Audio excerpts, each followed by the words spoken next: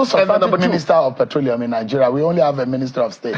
That is an empty portfolio. Exactly. No, so why hasn't, like we are hearing from CBN recently? I don't know whether it's true that 753 duplexes, whatever, MFLA or something behind that. So, do you know what will happen if you probe NNPC? This is a joke. What you believe me, to look at the child play, what you are getting from CBN. CBN is just a banker. Where this money is coming from is NNPC. What has stopped Nigeria from probing NNPC? The NNPC got us into all these problems we're talking about. I thought that the two subsidies you are talking about, subsidy on petroleum products, is squarely NNPC. Subsidy on naira. If you can't fund your foreign reserve, how do you get naira to be strong? That also relies on NNPC. Because of the level of stealing that you are talking about, theft that you are talking about, is not being checked. So somebody should please tell Mr. President that it's a high time we beamed the searchlight on NNPC. We can't be taken for a ride for so long, and nobody is doing anything. Somebody is sitting cool in their offices, laughing at us. Because they are laughing at us because every month you tell us that this refinery will work, it will never work. Look at the shame. Look at the drama that is happening. That is because the CDU is not working. That we shut down for a while so that we can maintain.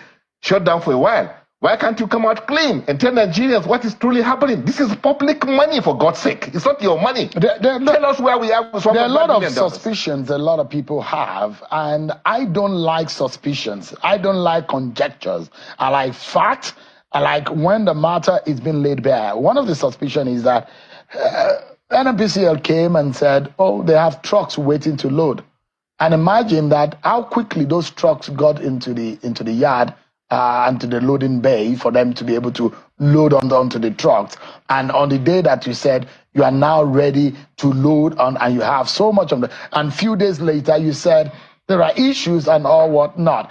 I think there's so much explanation to be made. But the big question here is that the president has ordered, yes, good news. And to the ears of anyone, I was so excited. I said, well, this is a big break. Under the Tinubu government, yes, the president had praised the Buhari government because it was under the Buhari government that the bill was signed. It's under the Tinubu government that is now happening and coming to fruition. But the question now is that we will all be happy if Warri refinery works, Kaduna refinery works, the PH1, PH2 refineries are working. But in the manner in which things are going, where do you think we are headed?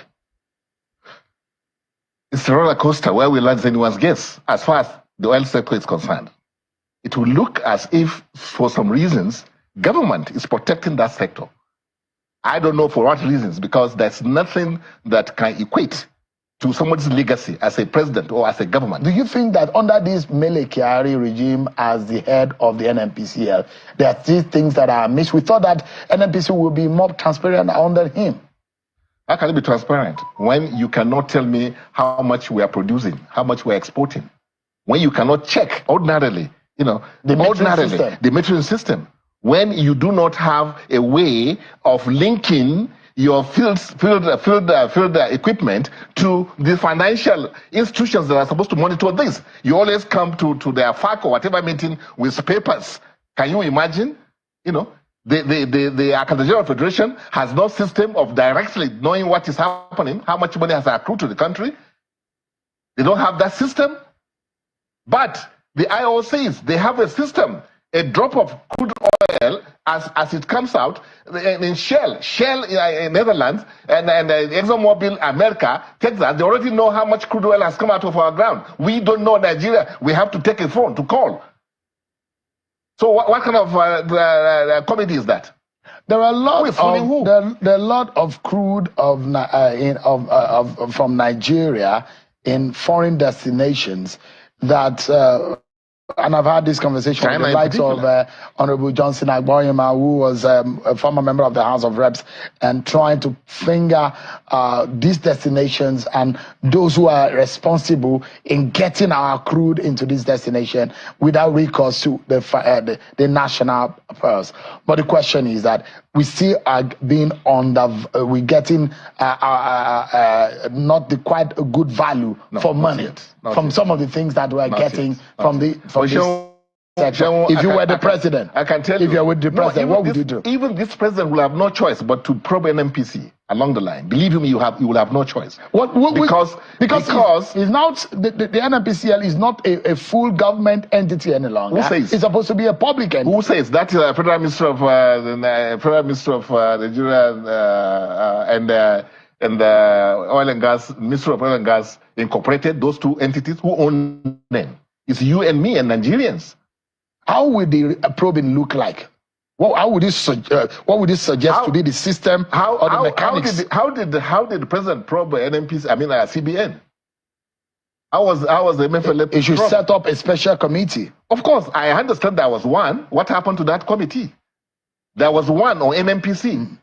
Why is it that only in the CBN we got the report? And the one that I'm even talking about, yes, the report is there.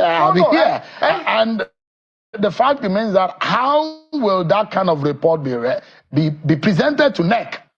And nobody heard about it. It's been conspiracy. And at the end of the day, it's been shut down. It's conspiracy. We beg that let NEC come out and tell Nigerians that this was a report. Make it public. Let Nigerians know what happened. Yeah. Are we hiding something? Are we trying to shield anybody? Sure. Let the transparency be on this oil and gas sector, because it's a major problem in this country. Sure, not only that one, even the one you talk about, our crude oil in the facilities abroad. During Buhari's administration, I'm aware 2 teams were sent to China. They came back and confirmed that we have crude oil there. Later, NNPC hired Afe Babalola to go on television, advertise on the papers that the whistleblower is a liar, that nothing like that happened. So what are we saying? Who is fooling who in this country? So the issue is about accountability and transparency, and the fact that Mr. President will have no choice. Mark it, I'm telling you. You will have no choice but to probe NNPC so that his programs, the lofty programs he have, will be able to succeed. Because without you taking care of the oil and gas sector, I don't know where you're going to get funded without, putting too much on Nigerians. It was first the issue of the shift in the timelines and in the delivery date of the refinery. Now we got one. It was 70% ready. Now we are not assured of when it will be fully ready. This refinery, from my understanding, if it gives us 1 million barrels per day, it's just going to be a drop in the ocean about our consumption, our demand in the country. Yes. But if you were President Tinubu, and I ask you again, apart from probing, what goes on in the NNP? There is a private sector handling it. There is a contractor handling this project. What should we be doing? Oh, if you take a look at the contract, if it's a standard contract, industry standard contract, there is cost or delays that the contractor will bear. You don't just give somebody a contract and he's there forever. No, there are costs, because there are supposed to be timelines, isn't it? There are supposed to be milestones, deadlines, and what have you that you are supposed to meet. If a contractor fails to meet, he pays a penalty. That is what is the contract. What's happening to this contract? Is this a case of the people that is going to penalize them, that are handling the contract, that are executing the contract themselves? That's why they don't want to penalize themselves? Or what is it that is happening? A fund issue, or what? It's not a fund issue. We took money. We took $1.5 billion from people's borrowed money. Yeah, we borrowed money from the Exim Bank. And from China also we took money. All right. So what are we saying? Engineer Yabagi Sani, thank you so much as always. Thank you for benefit. One at that. If Tinubu goes into election today, do you think he can win? It will be a difficult one. It will be a difficult election, yes. If we lost Kano the last time, but I don't know in your home state of Kano, is still that you will get that kind of votes that he got the last time. It will be a difficult election if we go into it today. What do you think could be done? Because there are those who are also angry. Yes, the government is talking about policies that will benefit Nigerians in the nearest future, but now things are not looking good. And those who will be thinking and hoping that the renewed hope that the president and his party has preached is far from the reach. And the fact that when are they going to start benefiting, or these policies and decisions will yield tangible result? How much longer will Nigerians have to wait? I don't know. I'm not an economist. It's a difficult situation we are in the country. Of course. People are suffering. Without a doubt. I don't know if people are at your door knocking and begging for money to feed. If you know that as a journalist, Sheon, imagine what I know as a politician. Imagine what I know. Imagine what I see. Imagine what I hear on a daily basis, on a minute basis. So what I'm saying is that it's a difficult period. Simple. Let's not sugarcoat it. Let's not talk about anything else. This is a difficult period. The president accepts and admits that much. We know that much. Everyone else knows that much. To tell you that that is not the case is simply to be disingenuous. So, but right now you are asking, when are we going to get out of these doldrums? And our job is to make sure that we get out of it. I don't know. I'm not I'm not a policy or an economic expert, so I cannot tell you with any degree of certainty when. I think that is a job for the economic managers of the country, and I think they should do that. They might increase from 145 to 175 or 180. Will that stop the shortage of fuel? Okay, if it will, would you mind? I'm asking, if they increase the price of the pump price, will that make it available? I don't know. It's a question you and me have to answer. You know where we started? You know where we are? They keep on increasing that fuel will be available, fuel will be available. Now it is not available. Now if we agree that it should go up now, is that an assurance that the fuel will continue to be available? No. So if they say fuel will be available, if they increase the price, what do you think? Have we not been paying high prices for things we can get? Yes. Tomato is high, rice is high. Did we not buy? Nigerians are, we are very, very docile people. Just make us comfortable. We can pay the price. You understand me? But the government is not making things available, making things difficult. Even with your money, you cannot get what you want. You see your generation, how they are spoiling Nigeria. My generation, they were fuel. There was Generation is spoiling Nigeria. Oh yes, come on. How are we? Oh, young men like you can't handle. That's why you went to the village to bring old people like us to come and run the government for you. I didn't do that. Huh? I didn't do that. Your generation did that. I thought we were moving forward with the past president. Now you went to the village to bring a retired man.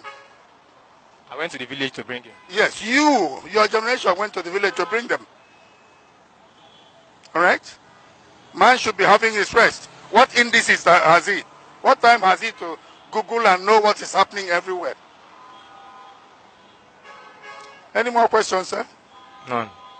None. So, thank you, sir. If you love this country, right? If you love this country, come out and do politics and save this country.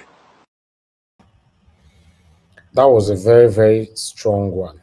As you can see, even the journalist or the interviewer was dumbfounded.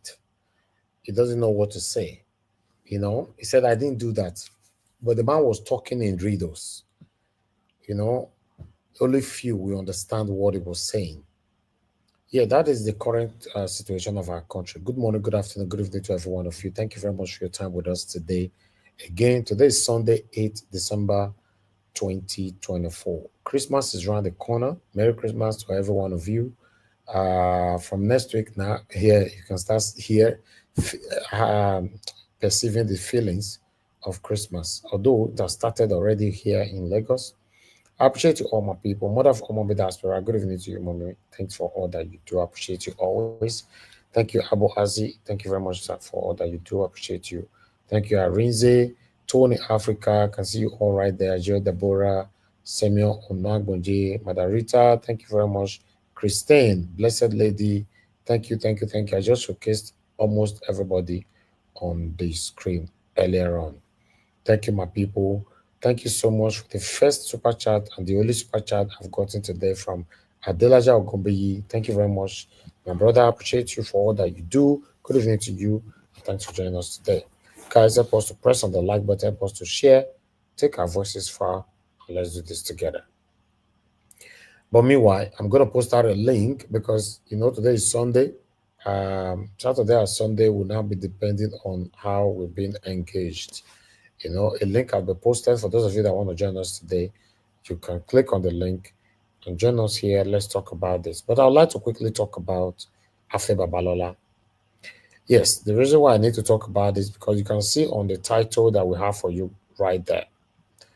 This is a man that built his reputation for so long, for 92 or 95 years, according to different date of birth, age that I'm seeing on social media.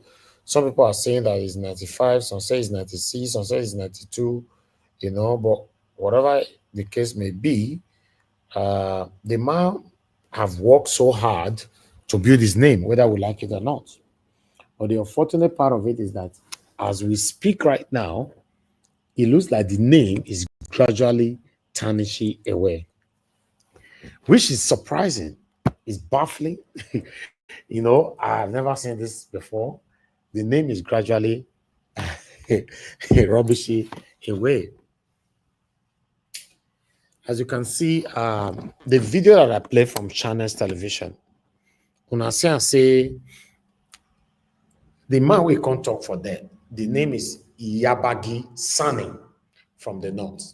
He said Afe Babalola was hired by the NNPCL to go on national television and cover up their corruption. And that video was done 2 days ago. Okay, the reason why I brought that video in is what I'm going to talk about right now. Okay, let's come to Dele Farotimi. Dele Farotimi have been arrested for writing a book, calling out Afe Babalola and all that. And Afe Babalola went on to arrest Dele Farotimi for defamation. You see, even as we speak right now, there are more coming out. If this man know Afe Babalola, you for your hide yourself. You see, this generation, you guys have succeeded in suppressing us, intimidating us, and doing whatever you want to do with us. But the only thing you have not succeeded with is social media now. What this generation can see is what they fly with. Currently, a lot are flying with negative things about you. What you wanted to stop have become something else and even revealing more about you.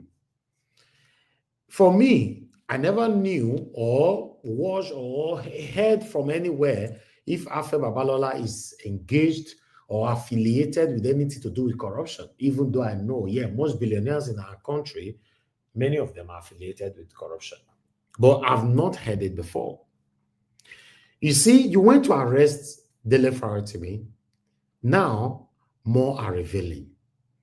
So, are you going to arrest Yabagi Sani now? Are you going to arrest him for calling you that you went to national television to cover up your corruption, alongside with NNPCL? What are you going to do about this?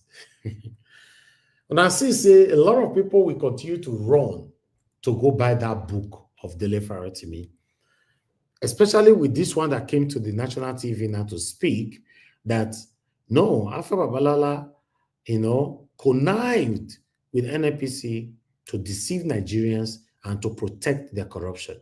Unquote, as he talk him, not be me talk him. So how many people this man will now arrest now? Because it be like say, he not reach to arrest this kind of marshal. This it be like say he get the way this Yabagi, Yabagi. Not see that name, Yabagi Sani. This one go beat a power. If a pa try this kind of one, because two of them are a pa, it be like say that this one get level pa, this a pa. So I don't know. So I will not say get level pass for this too, because now as they see Dele Farotti, I make them say they made the intimidator.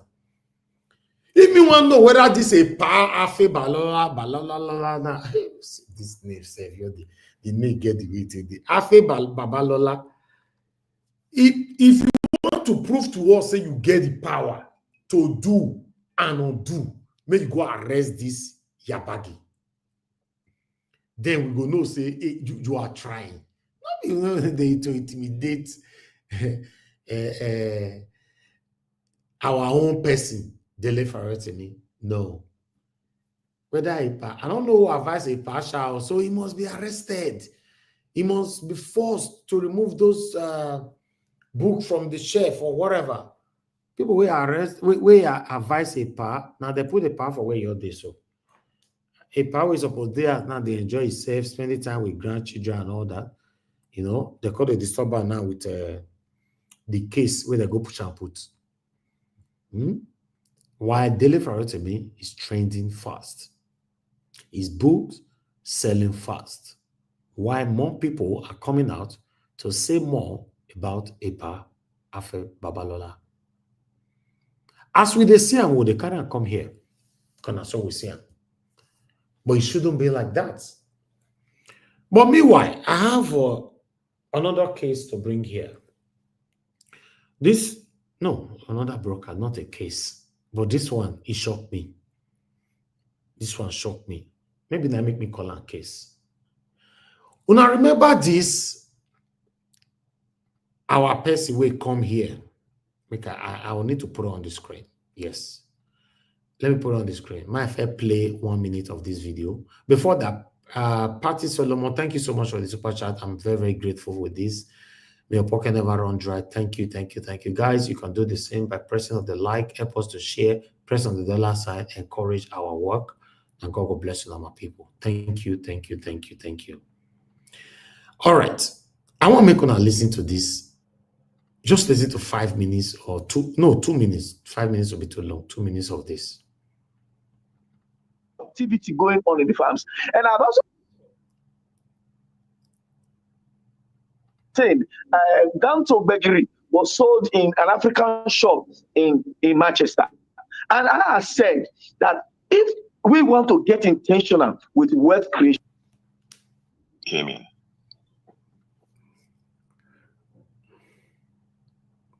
Mother Patricia, please tell us where you're joining us from. Just hold on. Much, Mr. Paul. And let me come to I want to package him as the technocrats. And I have not seen any novel idea that I could say will serve the people for another 20 years, generating wealth for them. I can beat my chest to it. Now, so there are some laudable stripes, nonetheless. Of course, like Oliver Twist, is never enough. You know, there are some good permutations that have not gotten proper accentuations and implementations. They exist in paper. And then there are some steps that they've taken. But I cannot even score these steps up to 40%. And I'm just being realistic here. I'm not trying to run down any person because I'm on a race. As a matter of truth, I'm doing consequential in the scheme of things comparing to him and his class just now. But I have to speak the truth because the truth is, if you speak the truth, you die. If you do not speak the truth, you die. So I'd rather just speak the truth and die if possible. On ground, our people are plagued by poverty. The Human Capital Development Index of Edo is almost 0. There is nothing we can ascribe that Edo for the past 7 years has deliberately created millionaires. There are policy programs you can accentuate just now that people with the economic sense will dive into, and then you will naturally use that to create micro millionaires at 1 or 2 sundry times. There are projects you will do just now that will be creating both primary and secondary utility, providing employment at varying ends because one stone kills several birds. You know, there are projects that we know that if we put on ground today, it will live the next 20 years and will have both primary and secondary viability, wherein the economic potential that lies within becomes innumerable. I have not seen such on ground. All I see is the repairs of certain roads that often get bad and don't stay up to 6 months. All I saw was the renovation of the secretariat at Plum House. I don't know how that actually makes my life better as a person. I've not seen direct policy programs. So on the part of IGRO and the intended. All right, I want to stop that video right there. This our brother, so a lot of you supported him that time. Even me, I got carried away. I supported him. In fact, I advocated for him and all that. Currently, he has been sentenced to prison. He has been sentenced to 6 months in prison as we speak in those states. As we talk, so he did inside prison. I was shocked. I was shocked when I see him say, what's Paul Okungbowa? Because Paul Okungbowa, a couple of people here, I believe Mr. Jonathan campaigned for him, Madam Patricia Bojimi campaigned for him, then Mr. Oduwa campaigned for him, I don't know, and a few others. Then I advocated for him as well. So I was like, this thing don't happen for the past, they don't sentence him for the past 2 or 3 days. I don't hear him. Why hear him this afternoon? I say, everything went so fast. Cash went to the court, cash him, do everything, sentenced, take and go prison, lock the prison door, color, everything done. I was like, what? Just like that. A governorship of the YPP, right? Candidate, as we speak, is in prison. He's going to be there till May next year. All right. This is what happened. This is what happened. Just bear with me. Let me bring it in. According to the rumor going on, that the man is a violent man, the man is doing this, is doing that. Although the sanctity of what is happening, I'm not sure. But meanwhile, let me take this article before you will hear from the woman herself. Let's take this. As you can see right there, Edo YPP governorship candidate Okungbowa, 3 others sentenced to prison. That's it right there. And also, I did talk about this platform. If you see this one, they let me know if you see everything. This one don't happen for the past 48 hours. I don't know. But like say many of you for here, you depend on me to bring everything we want to talk about. No. For the panel already, and there's something that happened and I did not talk about it. Don't assume maybe I don't already know. There's every possibility I'm not aware. The governorship candidate of the Young Progressive Party, YPP, for the 2024 Edo governorship election, Paul Okungbowa, has been sentenced to 6 months in prison by an Oredo Chief Magistrate Court. He was convicted on charges of negligence and defamation after calling a puppy's mother a prostitute. Okay. What happened here is that Okungbowa called a married woman a prostitute because the woman cried out what happened to her child. So argument left to right and all that now happened. Then, according to what the court sentenced him for, negligence and calling the married woman a prostitute. You guys should get that clear. For some of the way they insult married women as you like. But I'd like us to listen to the woman first. Oga Prince Collins, I can see you already, sir. Thank you. I would like us to listen to what the woman, because now this woman take and go court. This woman press charges and I make the sentence and with another 3 teachers for your own school. Because say this Paul Okungbowa get school. They sentence her to 6 months in prison. It is that prison as we already talk. So let's listen to what the woman have to say. To address Paul Okungbowa of Calvary Crown Academy. I heard your advert on live TV. Then I brought my children to your school. If I knew you were a troublemaker, I would not have brought my children there. We came, picked a registration form, paid everything we were asked to pay, then we resumed. In September of 2021, school resumed. You did not give us school uniform, you did not give us books. Second week of resumption, I came to school one afternoon to pick my children.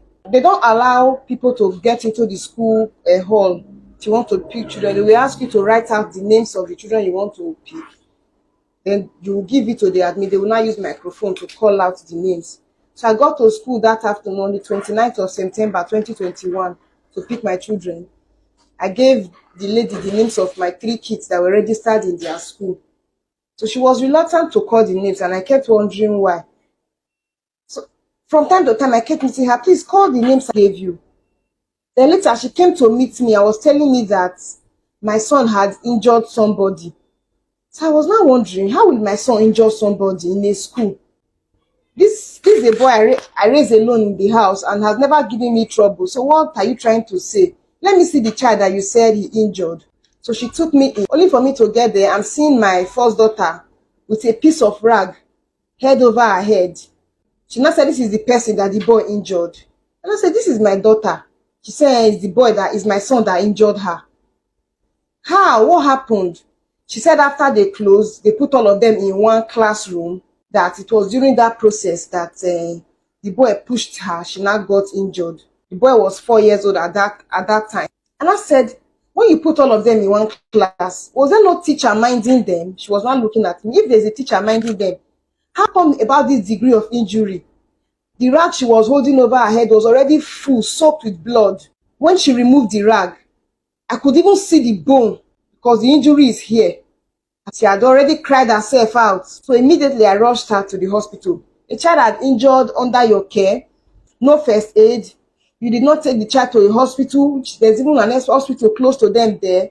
You did not even call me. That's the most annoying part of the whole situation. You did not call the parents of the child to let these people know that your child has injured, though, please come and take her to the hospital, since people cannot be responsible for the injury. So I rushed her to the hospital. When we got to the hospital, when we were leaving the school to go to the hospital, I saw the proprietor outside. It was him that even told me there that this girl will get up to 3 stitches. When we got to the hospital, they gave her 4 stitches. When they were stitching my child, I was crying. We finished stitching her, went home. On our way home that evening, the admin called me, trying to find out how the girl was doing. Fine, I've treated her. She was not saying, ma, please, we are sorry. I was not like, you are sorry, just like that. We just resumed your school, and this is the kind of experience we are getting as welcome. She now said, ma, we closed 3, you came to 4. You closed 3, I came to 4. Is that an excuse? Is there a reason why my children should not be properly taken care of under your care? You should have told me that once it's past closing time, that children are left in your school at parents' risk. We will not know if we still want our children in your school or not. However, I paid for after school care. When I came to make payment, you told me if I pay for after school care, when the children close, before the parents come to pick them, they will be properly taken care of. When I told her I paid for after school care, that was when her voice now became low. She was not trying to apologize, that she's sorry for making that kind of utterance. So the next day, my husband and I went to their school to demand for a refund, because we're not so sure we wanted our kids to return to that kind of environment where their safety is not guaranteed. They've not given us uniform, they've not given us books, school is just resuming. So the head mistress said that she could not do anything, that it's the proprietor that can do something about it. So we called him, and when my husband was talking to him on the phone, he was saying, what do you want me to do now? What do you want me to do? My husband has said, refund me for everything I paid to put my children in your school. He was not even talking well on the phone. He was sounding very rude and uncut. So my husband said, okay, this is how you are going to be responding to me. No problem. You'll hear from my lawyers. I was surprised that he now called me, that how can he see us? And I gave him the description of where he should meet us. He came, and before he came, my husband was already busy. He now met me. This guy was talking to me. In his process of trying to appeal, he was telling me how a parent in the Asilo Road branch made issue with them. Parents now came to the school to create a scene and destroy things, that at the end of the day, they now arrested the parent. That is the parent that was not even begging. So he was not trying to tell me that I should not overreact, threatening me in the process of trying to appeal. But I didn't want to even look at it from that direction. I didn't want to look at it that this guy is trying to threaten me. And I told my husband that, okay, let's allow these children go back to school. That's how we managed them all through that first term. Second term, we resumed again. We ought to have withdrew them because of that singular incident, but we didn't just want to write them off completely, let it not seem like we don't trust them because of one small mistake. We just removed our children from the school because we came there with so much trust, so much anticipation. My 3 kids were there, my sister's 2 kids were there, my friend also put their children there. Some other people that I even know put their children there. We managed them through that first term. The second term, January, as soon as school was resuming again, we paid tuition. Meanwhile, they still have not given us some uniforms and books. Up in this second term, they were still making excuses as to why uniforms were still not available, that his wife ordered for the uniform from Turkey, and that they mistakenly sent the money to a wrong account, that they were defrauded. That's why we've not been able to get uniform, and everything will be fine. Pray for us. He will just keep posting even unnecessary messages as to why they have failed in giving us uniform. As the children resumed school second term, I went to pick them again that afternoon. As they were bringing the children out, the third one, who was in preschool, they were bringing her out. She was looking so weak and pale. This is a child that dropped in school, looking healthy. She was not only temperature when I took her to school. She was fine. If she was not fine, I would not take her to school. So they were bringing the girl out. She was looking so weak and pale. So I asked the teacher, what's the matter? And that the girl has been only temperature since morning. See, she has been only temperature this morning, and you didn't call me. And she said, we've been managing her. How have you been managing her? And we've been watching her. I said, okay. When I touched her body, I knew that I was not going to take her home like this. I'm taking her, I was supposed to take her straight from that place to the hospital. So since if I get to the hospital, they are going to ask me what I gave her. And I called the teacher back, please, what have you given her? Because the child is only temperature under your care. First thing you give the child is paracetamol before you now start saying, okay, you want to see how she will respond, before you now know if it's a serious case or not. She said they didn't give her anything. So you didn't give her anything, she said. Since morning, she had only temperature. You didn't give her paracetamol. You didn't call me. And this is 3 o'clock. So I picked her straight, went to the hospital. They ran check. First of all, they tried to expose her body. While they were trying to expose her body, that was when we discovered that this child has already poo on her pants. Only God knows what would have happened if I did not arrive there as at the time I did. So we treated her. After everything, on our way home, I called my husband and told him, this is what has happened again in this school. So then he said that these children are not going back to that school. So the next day, I went straight to the school. I told them to give me back my money. First one has happened. You said sorry. I stayed. This is the second time. I don't want third one to happen, please. Maybe the third time I will not be wishing I did not stay back. So please, make a refund because I'm leaving because of your irresponsibility. I'm leaving because you people are not responsible. Because I can no longer condone your act of negligence. Children that are put in your care, you don't take care of them. You don't give them proper care, no proper attention. You choke them up in one class like sardine. Everything you promised us when we were coming to register for the school, you didn't do anything. You promised us amazing playgrounds, amazing teachers, none. The children, some of the classes were not even having teachers at the time. That's why you would gather children with clothes from other, you will gather them in one place, and there's no teacher to mind them. There's no teacher to look after them. So I said, we're not going to return back to the school. But they should make a refund of the money we have paid for tuition, and the uniform they did not give us, because we paid for it, you did not give us. I no longer need them, so make a refund for it. I kept calling the school, calling the proprietor's wife, calling the proprietor. After I had laid my complaint to him, he stopped picking my call. I would send him messages, he would not reply. The last time I went to the school, the wife was acting so sarcastic, and she would carry phone, put phone on her ear, act like she was making call, so that I would waste my time there. In her mind, maybe you have time to waste. You will stay here. When you are tired, you will leave.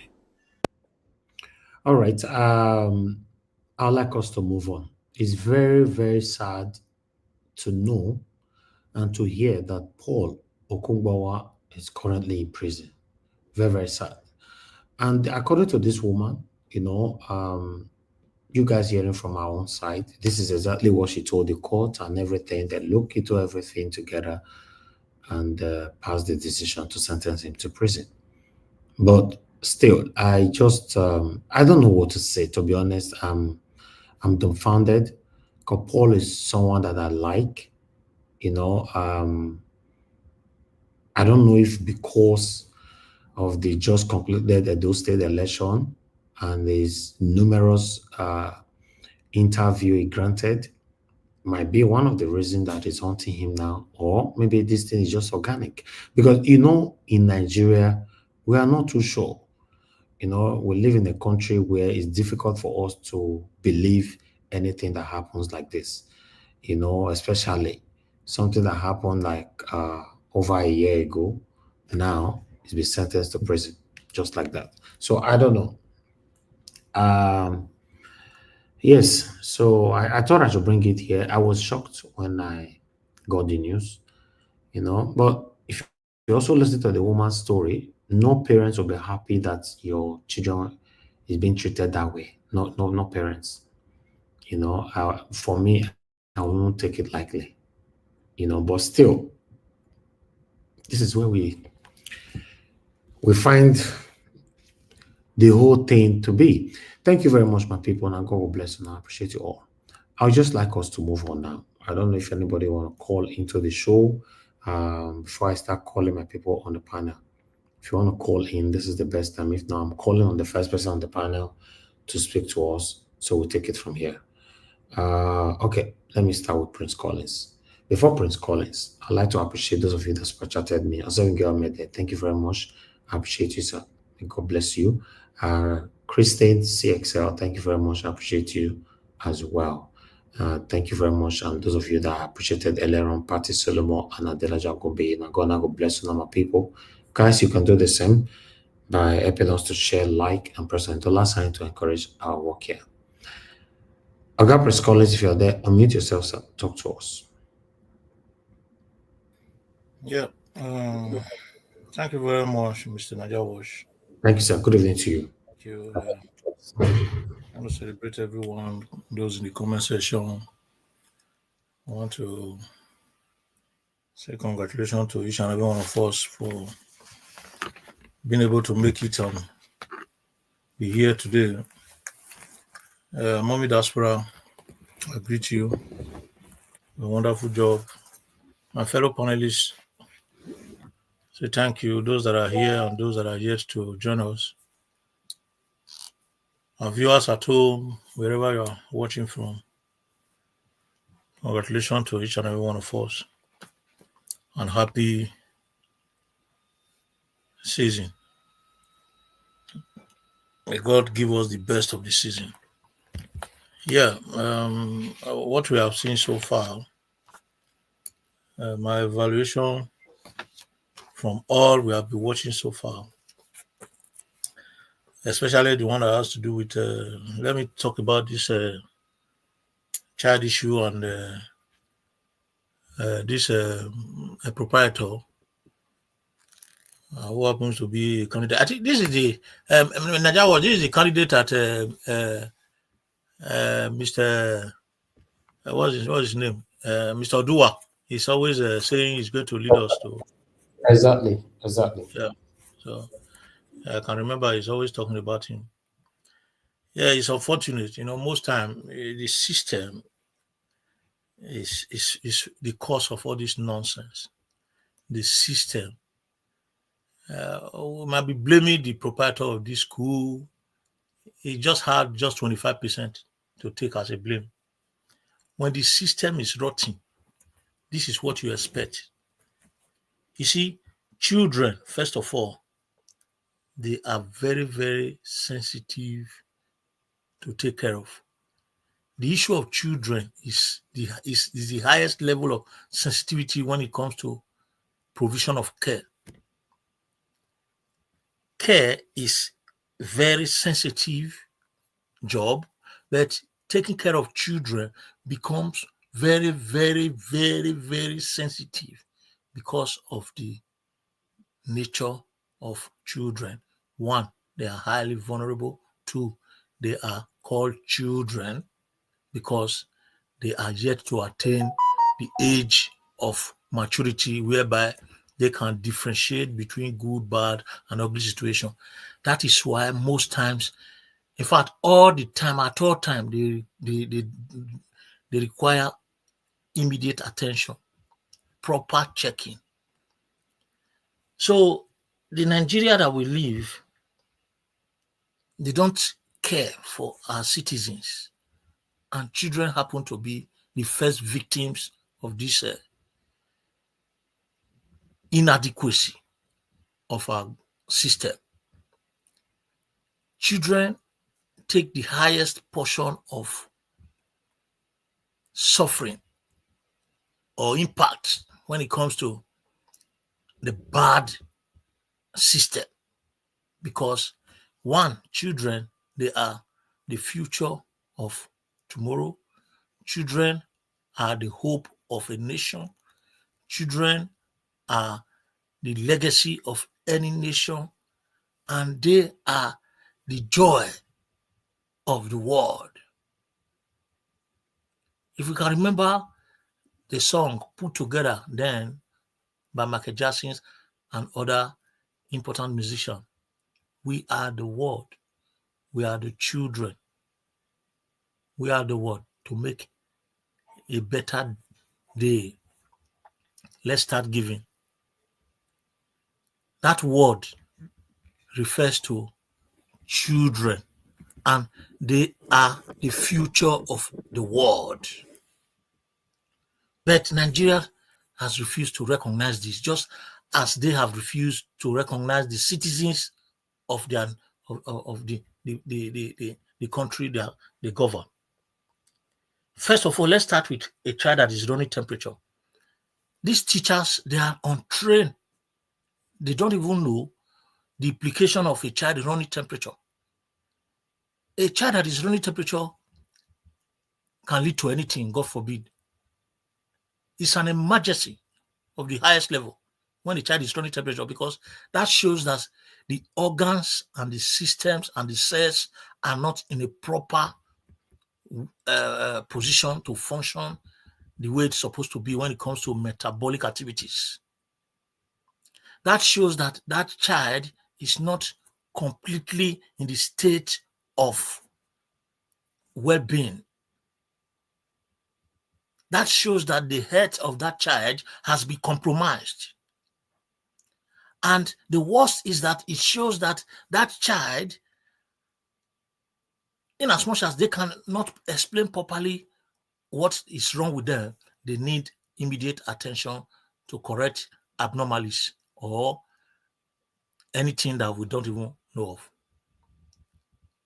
Because when a child is running temperature, you can't even tell the cause. But most time in Nigeria, they will say, na fever the warrior, na malaria the warrior. Do you know how many child that die of temperature running? Look at what they are saying. According to that woman, if it is true, that a child will be sick in the morning, you will manage the child. A child that is not your child, you will call the parents. You say you are managing that child. You are not a doctor. You are not a professional nurse. You are not in any way. You don't have a first aid hospital or a clinic in your hospital where you can give immediate attention to such child. You said you are managing the child. The parents will come. He said the child pull on himself. Do you know what that means? Child running temperature. He got to the extent that the child is pulling. Is bringing out physics, doing number 2. That is a dangerous position. So it is because the judiciary has failed. That is why we have all these kind of things in our system. In teaching, this thing is called lackadaisical attitude, laissez-faire. I remember when we did teaching, practical teaching those days. It's laissez-faire, lackadaisical attitude. You don't attention where attention is needed. You don't give it. People must go in for this kind of mistakes because these are children. If the child has died, that would have been the end. So proprietors should be ready to do the right thing because they are made not just the money. They think of the financial benefit most time, the profit, but they don't think of the implication of what they are going into. They don't think of the implication of what they are going into. So most times, it is very important for good judicial system to luckily take care of these kind of issues so that other people will take correction from it. So that is it. If that is the case, I think probably if we have listened more, something else would have been more serious that will make them, give him jail term. So all these things is centered on bad governance, because the system, when you come to Western world, when a child is running temperature, once the temperature is above 37.2 degrees Celsius, the parents must be informed right away. And when they call on you to come, they are giving you to be there as fast as possible. And when the temperature is more than 38, they take the child to hospital in your behalf and start taking care of the child before you arrive, because they know the implication. In Nigeria, they don't know the implication of all these things. A child will be injured, you'll be waiting for the parents to come and take the child to hospital. But when the time for school fees, you collect the school fees fully. The same thing the religious leaders are doing to the detriment of citizens.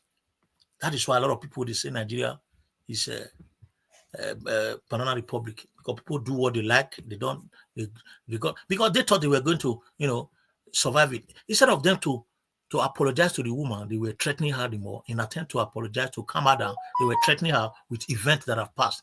They've forgotten that people are not wired the same way. Well, we thank God for everything. Others should learn from this, because taking care of children is a very important assignment. We cannot just go into it because we want to go into it. If you can't go into it, go and open some and be using machine to saw wood for sales. Go to farm. Go and do other jobs. Taking care of children is a very sensitive thing. It's not made for everybody. You have to be well trained for it. You have to be well trained for it. It's a pity that I cannot go to another issue, because this issue happens to be a very important issue that is really bothering me.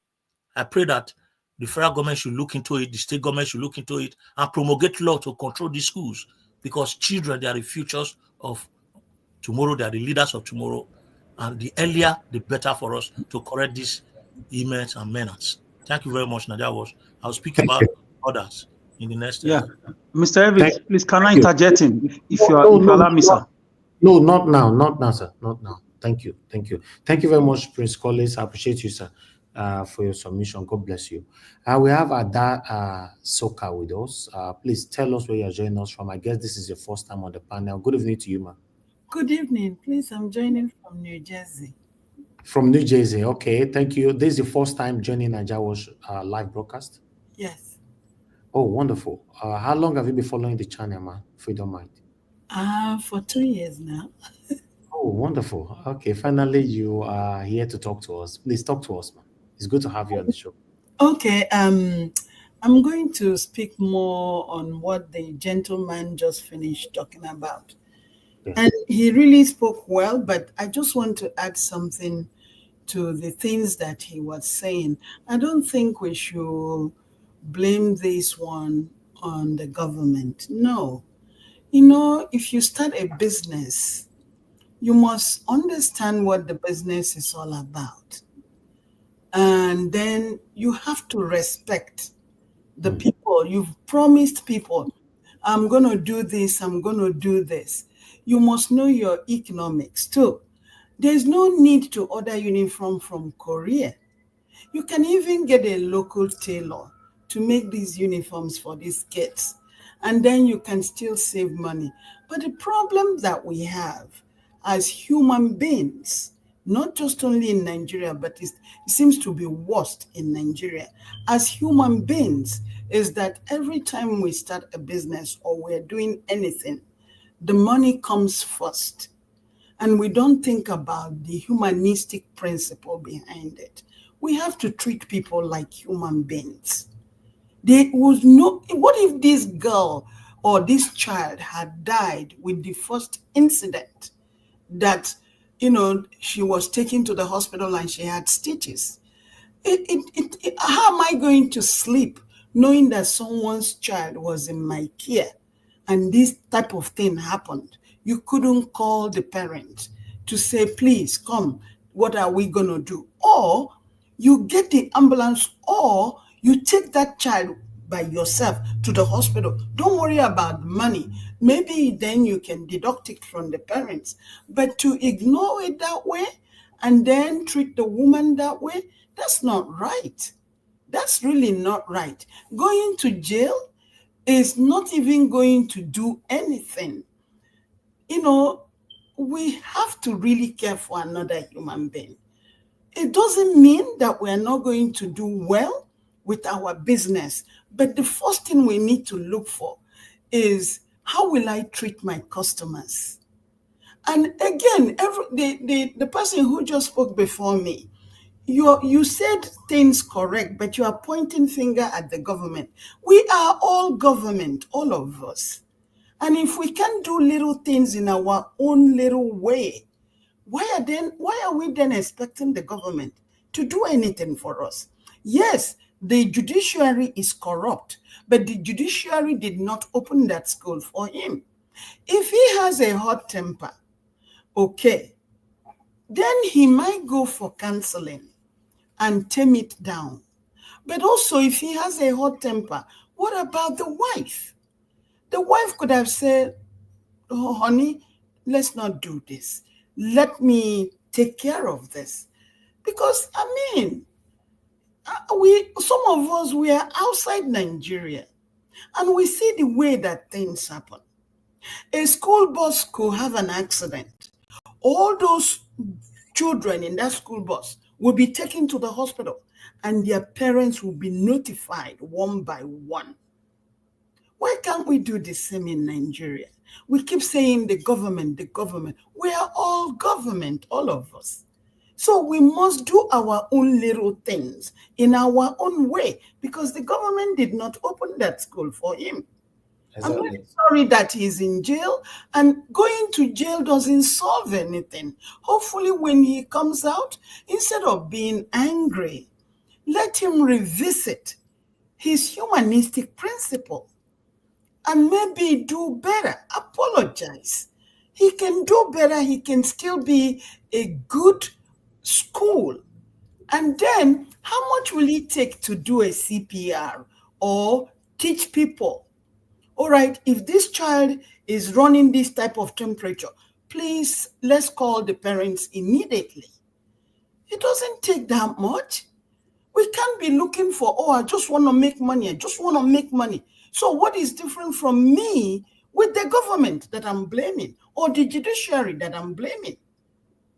It's the same thing, because we want everything to go into our pocket.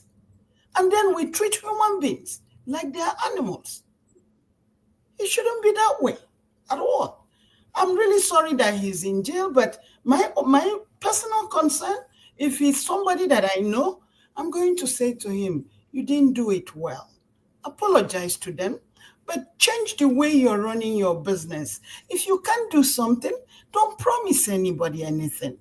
Integrity is a very, very big thing. And we Nigerians must learn. Anything that comes out of our mouth, we must follow it up and make sure we do it. This is how we're all of us going to change this government and all this corruption we're talking about. Mm-hmm. Thank you. Yes. Thank you very much, ma. I'm very happy that you came in to put in this submission. It's part of the thing that I've been talking about on this platform for so long, that the problem we have in our country is not just the government, the people.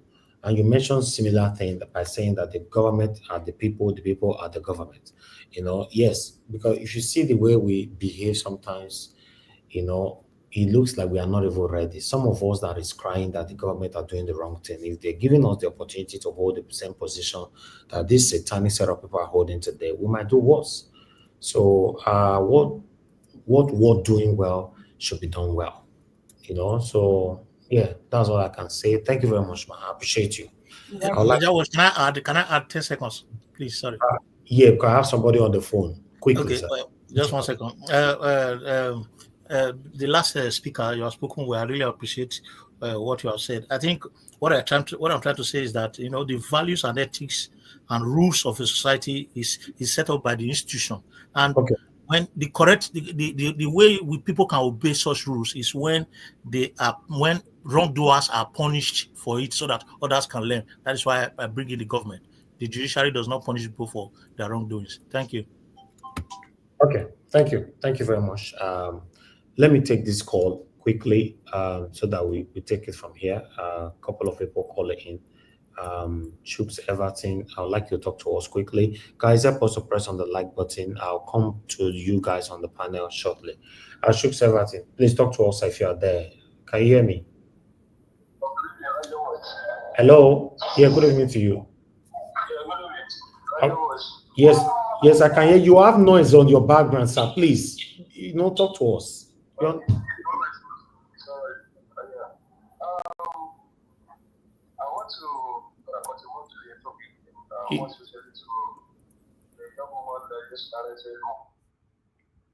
Go ahead, sir. I hope I'm loud and clear. Yeah, you go ahead. We can hear you. Okay. Hello? You are far away from your speaker, from your phone, and I don't know. You need just speak to us, sir. Yeah, manageable. Go ahead. Just speak. So I'm talking about the school system.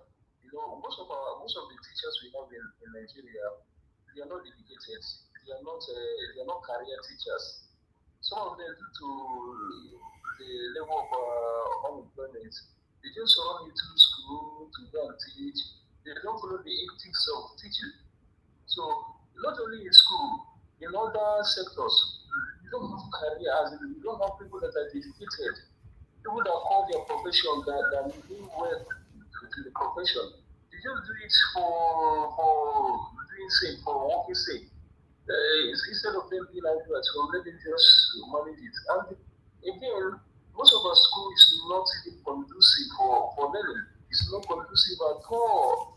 There's some schools, private school, I'm talking about private school, kids, government school where they said, because we all know that the buildings are dilapidated, there's no teacher and things like that. We are talking about private school nowadays. They don't have conducive environment for learning. They don't have it. So how many of them employs nannies in school? They don't. How many of them employ a guardian and counselor in the school? None. So if you follow it very well, you see that we are all after money, how to export money from parents. You understand? So all right, thank you. According to what that they said, what she narrated, I will defend that lady teacher for not giving the child anything because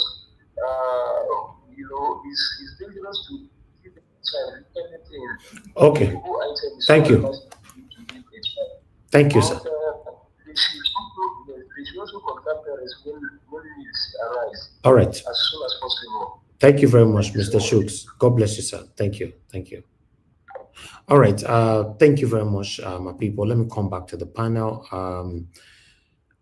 Let's move on now. The next person is supposed to be Midwest people, but Mr. Alex, let's give you opportunity and the privilege to speak then. Good evening to you, my brother. Yes. Talk to us. 8 minutes. Thank you, Mr. Elvis. Yeah, thank you. I don't take this for granted. I'm very grateful, my dear fellow panelists. Thank you, Mr. Elvis. Thank you, Mommy Diaspora. Koye Kada. Greet my fellow panelists and those on the comment section and the previous speakers, viewers worldwide. Thank you for taking out your time to join the channel always.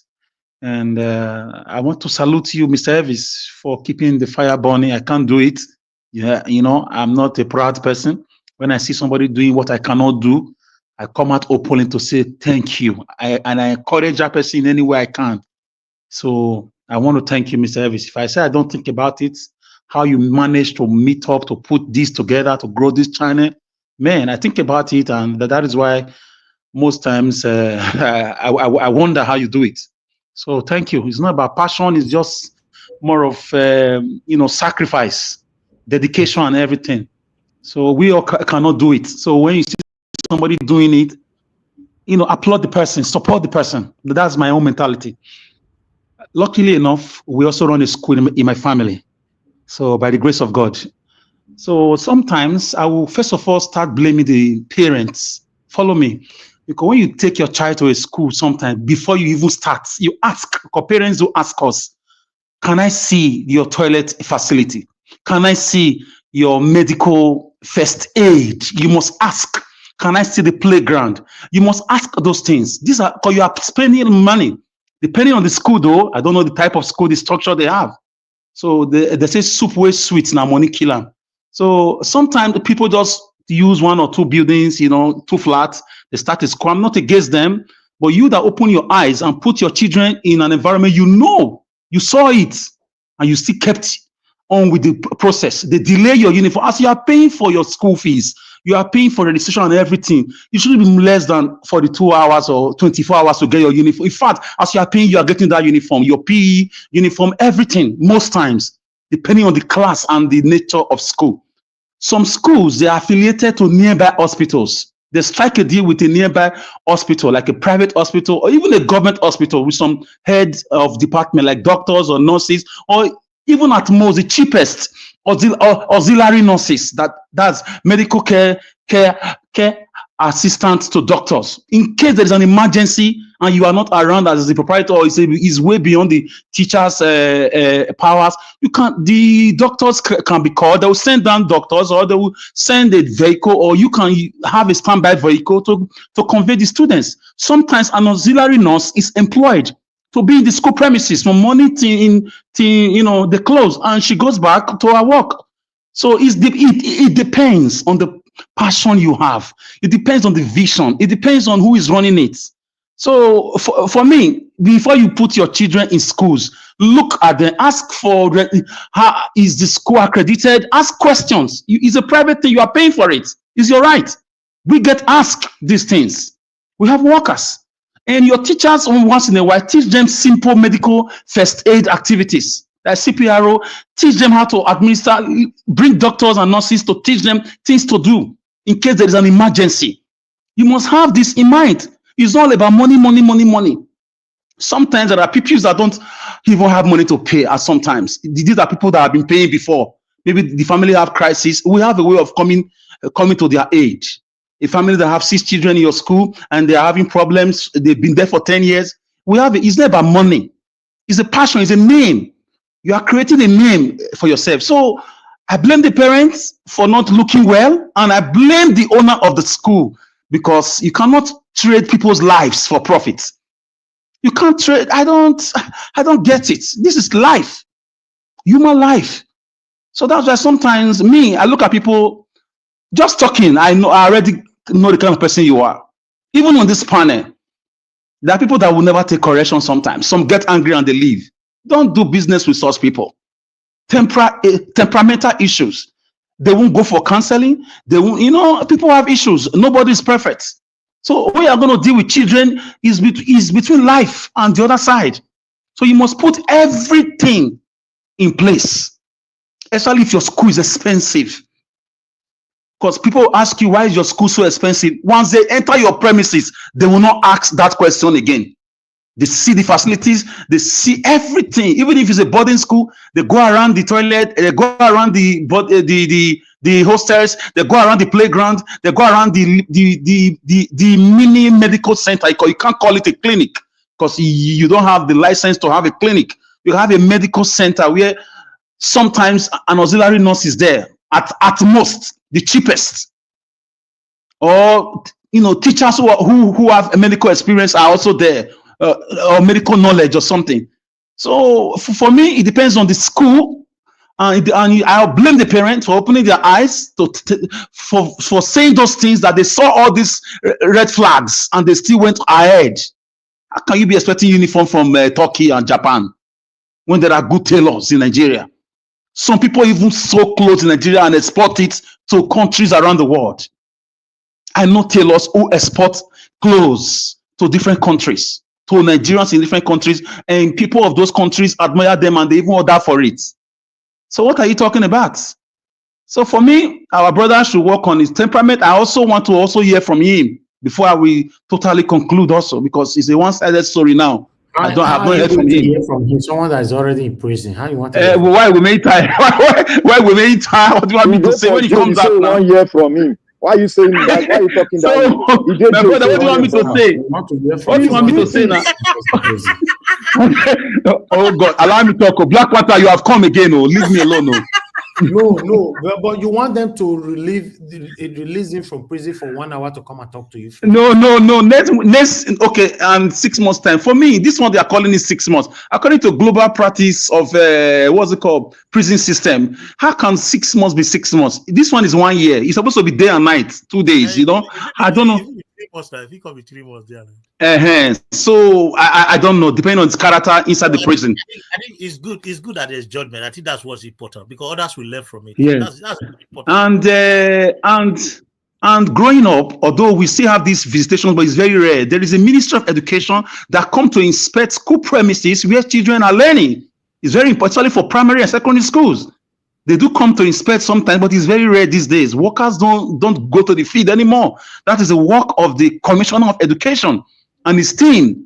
Those days, as a primary school people, I remember our headmistress will be telling us, tomorrow come in your best uniform. We're in this throughout this week. Beware, behave. We don't know. We heard information that we are expecting.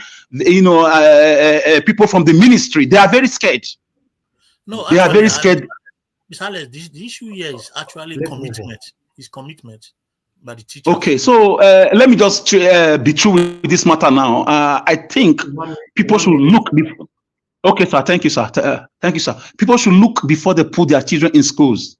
According to your financial ability, there are still schools that don't charge much that still offer the best. Don't look at a school they nail with wood and you still put your child there. How can children be having those deep cuts and all those things? And also, you saw red flags. They didn't give you uniform. You still went ahead. So for me, the parents have blame also. And lastly, please, if you cannot run a school business, don't do it. These are the leaders of tomorrow. Don't toy with their future. It's not merely a profit-making thing. Igbenedion had to be patient for years before he started making money from all those things. He invested so much, and it takes patience. So please, I hope others will learn, and I hope the law continue to work, and they should look into these things very, very, very, very well. Thank you, Mr. Elvis. Thank you. Thank you, my people. Please, let's just move on. We have lots of people on the panel, so I'd like us to get to everyone on time. But meanwhile, Midwest people, if you are available to speak now, sir, good evening to you. Please talk to us. Good evening, Nigeria Watch. I hope you guys are hearing me. Yes, sir. Okay, I greet the house and everybody, listeners and viewers across the globe. I just want to greet every one of you. This issue is very sensitive because this is an educational something and they have to do with children. But people have said a lot of things and I quite agree with some, but I also disagree with some. But what I will tell parents in Nigeria who are opportune to listen to our voice is that be careful. Watch carefully before you put your child into any school. Even if that school is a little bit local, but watch the people careful. There are schools that are local, depends on your income, yet the teachers are still very good. Why some are very expensive, and yet sometimes anything can happen. We know what happened. I think Kumoyi George, how one young guy was, they shot in his life for nothing, and at the end it was only this black and blue. I don't think they have sentenced anybody because of that case. I can't remember probably the name of that young guy, but people can remember or recall what I'm trying to talk about here. So, and according to that, our contributor also said we are very conscious about profit, and as a result of that, we don't care about people's life. We have to be honest. There are what is called human nature when it comes to business. A businessman, all is thinking is profit. You can't change it. And at the same time, as he's aiming for profit, he's also worried about loss. And if you don't have these two concepts, there's no way you're going to run business at all. So profit at all costs, I repeat that word again, is the dream of every businessman across the globe. Even when this COVID was killing people, government were strongly to put policies in place because companies in charge of drug were just after profit. That's why government supporting them. So you can see the desperation of mankind. Now, in Nigeria case, the government has failed and they are still failing. I hope one day they will wake up and start changing things. Now, let me call this innocent proprietor an investor. If the society is properly run, I don't think anybody will send an investor to prison, except there are standards on ground that they investigated that the school were not meeting up to, and he was not willing to do them after warning him. Then they can sentence him. Because in our own case, parents, you are your own. Business owners, you are your own.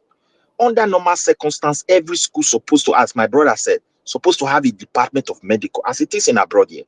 Either auxiliary nurse is there, and when they say auxiliary nurse, a qualified nurse, they are all qualified. They must write exam to be auxiliary. Like in Nigeria, I don't even know how they run that again. In Scandinavia, from upper secondary school, you can have a certificate for that. Because if you go to senior secondary school here, you want to be a nurse. If you Mr. pass the BBS, exam, you are. it's called first aid department. First aid department.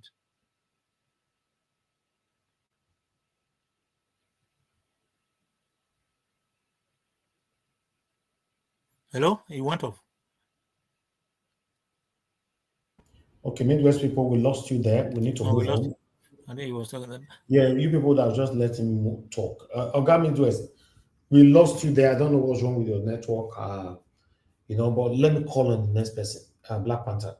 Good evening to you, my brother. Please talk to us. You have the floor.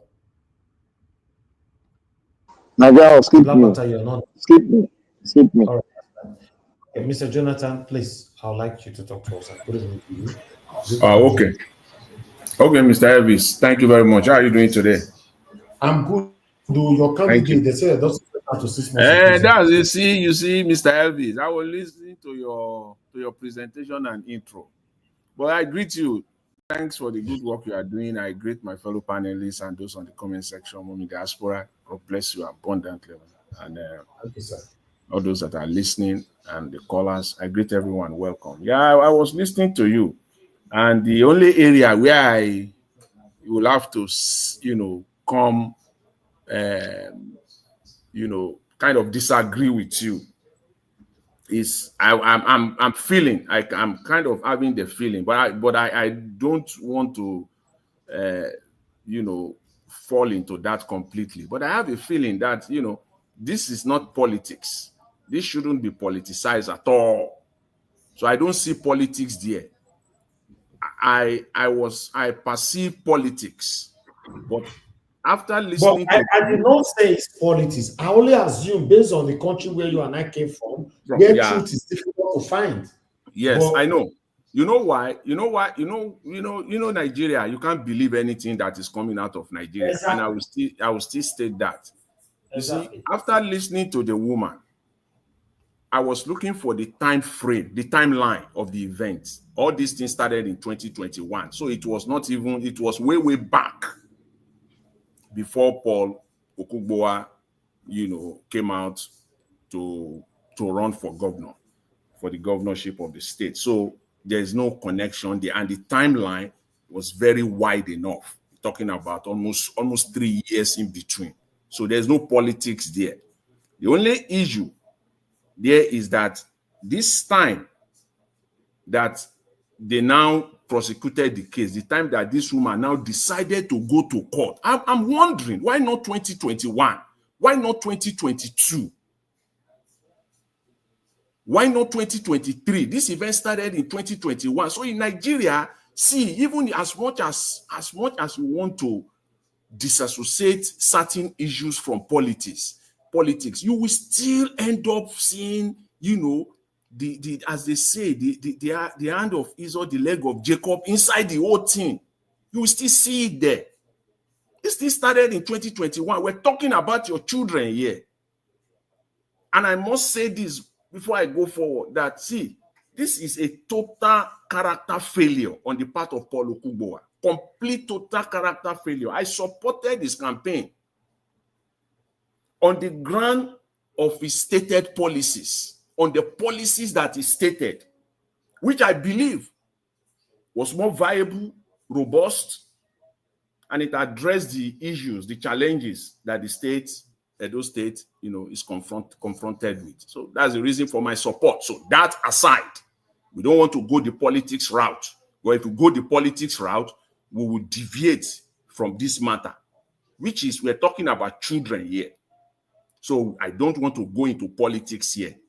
Every one of them, this is a character failure. If you go into politics, every candidate, we can begin to point their character failure out. Even in the last 24, 48, 72 hours, their character failure is all over the space. So this is a total character failure of a man who wants to be governor. In fact, he fought to be governor of the state. A total negligence. Complete. In fact, this is a man who campaigned on the ground that he was talking about exports, bringing export to Edo State. And I found out in this story, if everything were to be true, at least now the case has been concluded because the court has heard the case. Judgment has been passed. So we can go by the document used by the court or submissions. If what the woman was saying, the lady involved, that the school was telling her that they are importing school uniform from Turkey, and you want to be the governor of Edo State and you want to promote export, I don't understand that. But you are importing school uniform. That means that even in your own school, you are adding to the problem of Nigeria, to the problem of the state, and you have been doing it for long. So you import your uniform from Turkey. So you can see the inconsistency. Me fair no to Jonathan will kill this guy today. I was saying it, sir. I was saying it before he came. that means all the two the guy can't talk. The character failure is just Mr. Dua, welcome. But Mr. Jonathan, you are talking about your candidate here. No. I've said, I started earlier by saying this is not politics. I believe Oga Jonathan is on the point. Anybody that wants to go on the route of politics, we can go there. I'm not going to go to politics at all. Yeah, Mr. Jonathan is very objective. Go ahead, sir. If we go to politics, I will come there and we'll have a debate on that. This is not politics. We're talking about children here. The total failure of the entire system. Nigeria are naturally oppressive people in nature. The way he handled the whole situation, the conversation with him and the woman. I see a man who is even power drunk at his own in his own little space there. He's not a commissioner. He doesn't hold any political appointment. He has not even become anything at all. Just a proprietor of a school, and he's already power drunk. So if this man now becomes a governor, you can now imagine. In fact, it will be Gestapo. This one, they will be rounding people up in Edo State, literally. So this is total character failure. That's what I see here. But again, we must set the record straight. The sentence came with an option of fine. So I don't think he's in prison by now. I believe he must have met those conditions, paid the fine rather than going to prison. Same goes to all the three teachers as well. So, but the record, but the other part of it where I said, when you try to separate politics out of some issues in Nigeria, you just find it difficult. Why now? Why now? In a state and in Edo State. Why now? In Edo State, as we know it, libel, defamation has been decriminalized. It's no longer. So why now? So this case now came from Edo State, where the reason why the magistrate sentenced him was simply because he called the woman much more for Paul Okungbowa. He was angry here because he called the woman a prostitute in the presence of her husband. Yeah, that's a serious deformation of character. But deformation of character in Edo State, is it still criminal offense? It's not. I don't know. Then why did they jail him? No, because she called the woman a prostitute in the presence of her husband, and the judge deemed that it is something that could lead to the breach of peace, because the husband could get home and fight could just emanate and things could just degenerate. So by saying that statement alone, he has, you know, it is deemed to be a situation that could lead to, you know, to violence. Exactly. So it is on that ground that the judge sentenced Paul Okungbowa. That statement that he called the woman a prostitute. For what? He can be shot. He can lose his life for that. Yeah, because it is deemed that it could cause, you know, it could lead to violence, because Yes. you know, the husband could react, and then there will be tension within the family. So that's the reason. On that one, he was hanged, and that's why he deserved the sentence. You know, but it is on that ground. It is based on the breach of public peace, not defamation. In Edo State, and the teachers were also sentenced on negligence, not on defamation. No, not yes, that's the case on negligence, not on defamation. Because defamation is not a criminal offense. Yes, in negligence. For Okungbowa, breach of public peace. So they find somewhere to nail him, and based on the story so far, from everything that is out there, I think the judgment is in line. I can't fault it, because we're talking about children here, and it is so sad that a man of his type will degenerate to that level. A display of character failure, complete character failure. It's a refusal, total. Again, when you listen again to the story, it's complete case of refusal to take or accept responsibility at the face of outright failure, incompetence, and negligence. He refused to accept responsibility. It was based on the story of the woman. He was still trying to play the macho man, the macho game. Refused to accept responsibility. So I think I'm disappointed, you know, and this is not just Nigeria generally oppressive people. Give them one little bit of power, just a tiny. This is not even power. You are in a position of responsibility. You don't even have any power. What power do you have over people's children, other than to protect them and provide them quality education? What power do you have over them? The parents can come there and take their children off your school at any time. Okay, let's hear from someone else. I'm ready. It's so sad that you know, that this came out. But again, that is Nigeria for you. The Nigerians are, generally speaking, they have the tendency to be oppressive, and that is what is killing us today. Even the case, everything that is going on in Nigeria. Thank you very much. I'll leave it there for now. Thank you, Mr. Jonathan. Thank you, sir. Thank you. I'm ready, sir. Black Panther. Okay, talk to us. Your 8 ministers now. Yeah, thank you, Nigeria Wash. God bless you, and God continue to guide you and protect you.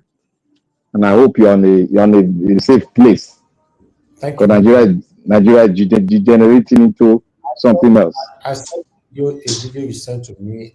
Unfortunately, see, Mr. Black Panther, before you go on, Mr. Black Panther, let me just say this. Nigerians, relax. It's coming.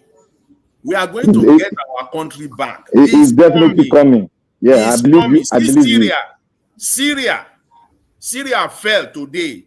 Syria fell. That iron man that you think fell down like a card. That you think is the god of the entire world. Syria, Assad fell today. He's run out. He's seeking asylum. So don't worry. He's coming. You know. I just want to thank. As crime may last for, as the Bible says, but joy is coming. Joy comes in the morning. It's coming. Just relax, Nigeria. Amen. Oh, amen. Hallelujah. Thank you, Mr. Jonathan. God bless you. You've raised my spirit man now is on a hyper level now. I want to thank Madam, our mommy. You're simply a diamond. I love you. Continue to love you because you have shown us a good example of what we should have in our terms of character and behavioral way to live. Thank you very much for what you have done and what you are about to do. I want to thank everybody Jonathan, and every panelist that are here today. May God bless every one of you. Consistent is the ball game. We are in the revolution. Like I said here, the revolution has started. I said it yesterday. It has started. And I want to thank all the commenters and the people that are called in and people are about to call in and other people.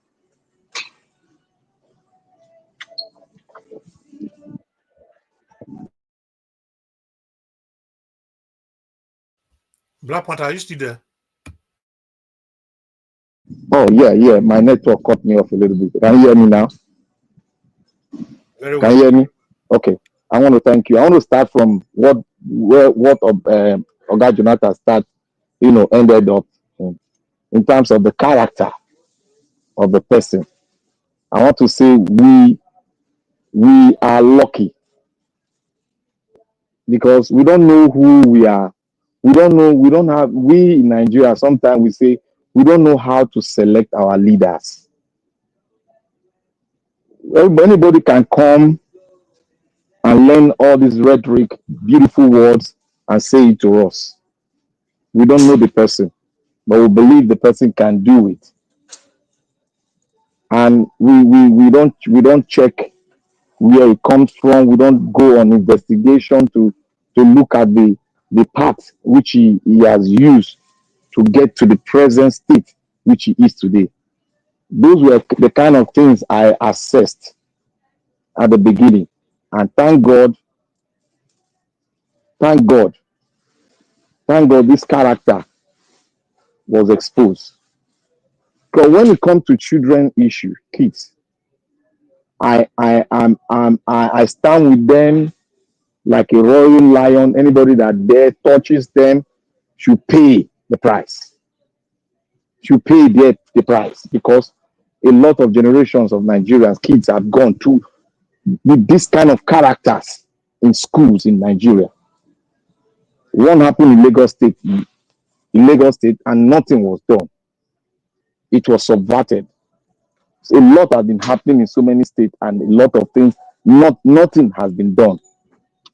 He may think he can pay his way through because they just gave him a pathway to go, but he has committed an offense and it will be on his record forever, except the president try to forgive him using the constitutional proceedings.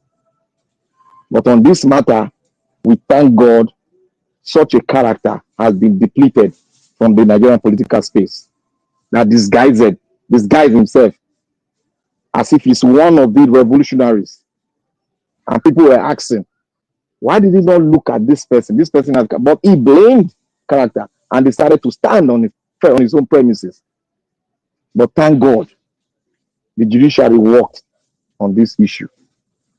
And one thing I want to tell other people, those of you that open mouth and abusive women and other things, you people should learn from this. This will show us an example that we should maintain our character, we should maintain cool head and deal with issue with compassion and not be braggadocious about anything. That is it. So I want to say here that we thank God our children did not pass away in this issue. And come to think, I want to talk about the educational issue. I'll blame the parents, I'll blame the government. But the government will take 70% of the blame. Now, what standard did the government put in place? And what certification proceeding that the government put in place to checkmate such schools that don't have medical clinic, fire services, and things in their school in case of any fire outbreak, emergency exit point in case of fire outbreak in the school? How will the children be taken out of the school? These are things that the government need to look into, because when it comes to children, they are very delicate. And when it comes to criminal activities, when police come, it is the children they will ask, because they won't have any adult. They will ask the children that is on ground, and they believe that the police believe that the children cannot lie. It's what they see, the record, they will speak to you. That is why they take the children. The children are very important in any sovereign nation. But Nigeria does not take the kids important. They take themselves important. Self-aggrandizement, they are so pompous, When they go into business, all they know is just the money. They don't know how to treat their customers. These are all signs of what? A country that has been broken into pieces. A country that the rule of law, everything has been broken down. People just do anything. Go to Edo State. If you count 100 schools, 10%, 15% will not pass the standard procedure, standard check. 15% will not pass the standard check. I'll be privileged to go to some private school in Edo State. 15% will not pass it because they are treating children as goose. They don't treat them as something that we treasure. This is our inheritance. This is our future.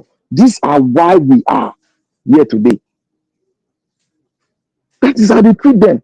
Okay, now, just to provide uniform, you say you go and buy uniform in Cambodia, and here you came here to shout on us that Nigeria need to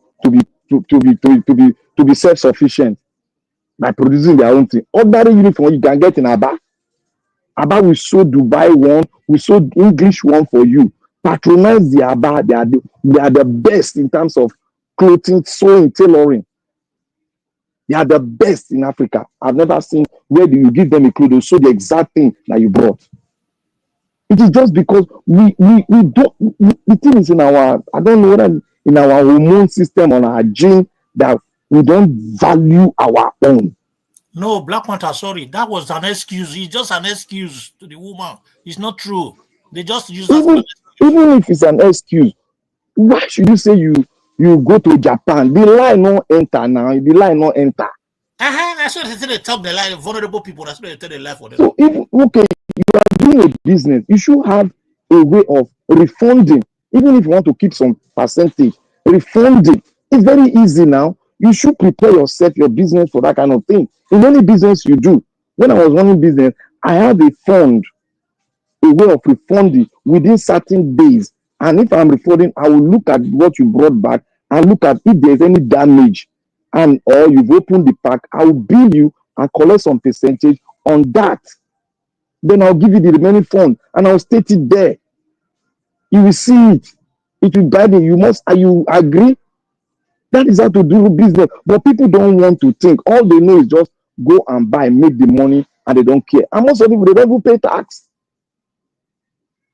They don't pay tax.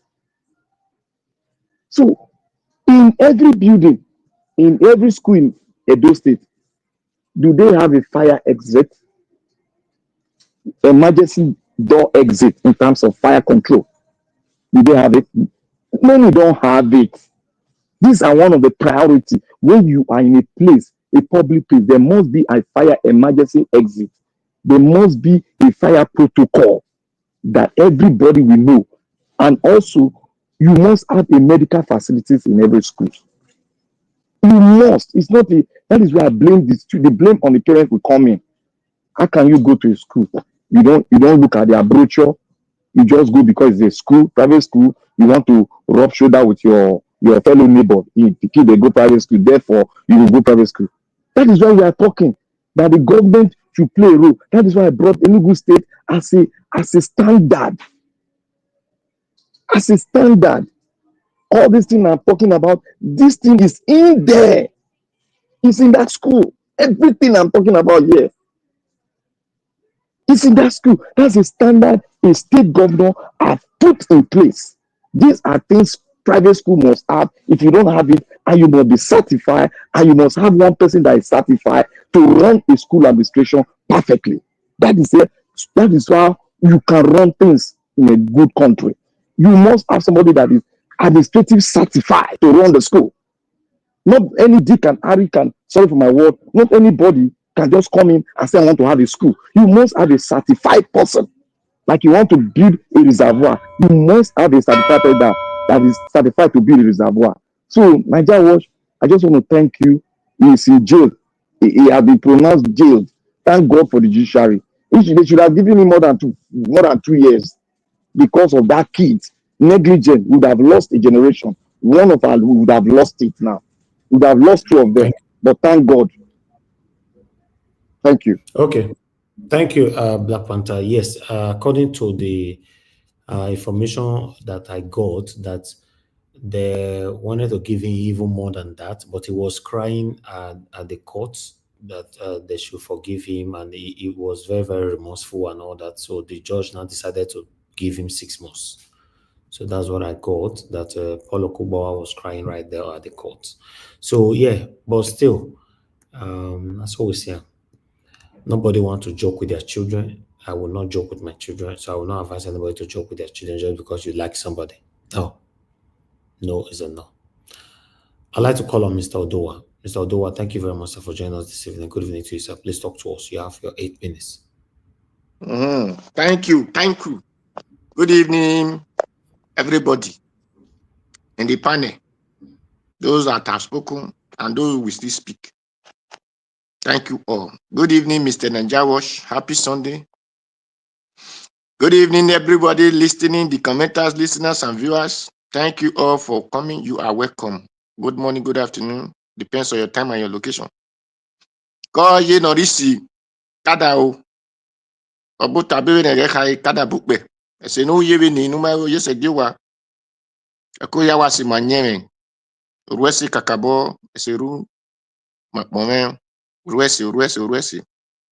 Thank you. Yes, just as we have seen it, and of the topic of Babalola and Yabagi and whatsoever. But despite with the video that now shows of Okungbowa that he has been jailed, well, and according to the Edo phrase, said that Aluluaro Babohin, and then and Abezeto Kederowa. So that you don't just give your submission because of what Mama says, and you cannot shave the head of those who are not at home in their accent. So they have to be there before shaving their head. Well, I don't support anybody of wrongdoing. I support Okungbowa because I believe on visions. And I was not really aware until he said, okay, he said he have a school. And with the information that got out of the woman who spoke from the video, I believe that Okungbowa, when he was putting his dream before everybody, he said that he will build clinic, whether all over the local government or whatsoever he calls the areas of the states. He even gave a phrase that even hospital he was talking about doesn't mean you should go and be looking for a land of, even you can rent for just a flat, 4 room, and make it a partial clinic that will be taking care of people. So I wondered, such person that have a school, then his school cannot have first aid. Well, it is a pity when pity man fall into pit that no want to pity him. So because with what the submission that the woman put before us is what I'm analyzing on. The school, I believe the teachers that are teaching those children are not also a children like those children. Because even if we have injury in ourselves, at least we must run for 40 to look for how to stop the blood, look for those who grew up in the area that you don't have a castle to put. There is what we call a Babalola wall, and look for different solutions that you will apply, which in English they call first aid, to stop the bleeding and or to release you from the pain, so that before the other time they cannot be pressing it with hot water. So I believe that it's not children that is teaching those children, or that we are in charge of those children, not children like them. So when this woman said that this person or his child was injured, and they said it is a boy that injured the child, I believe that the school know that these two people, they are from the same parents. But it was not explained to the woman that the boy that gave the girl injury were from the same parents. No. So for that alone, I have to seek command in the word the woman submit. Because they said your son break a person's head, according to the woman. And when they get the who is the child is, and it was also her old daughter. So because I believe when I was in school, not even private school, the whole teachers will know my brother, that they are my brother in that school.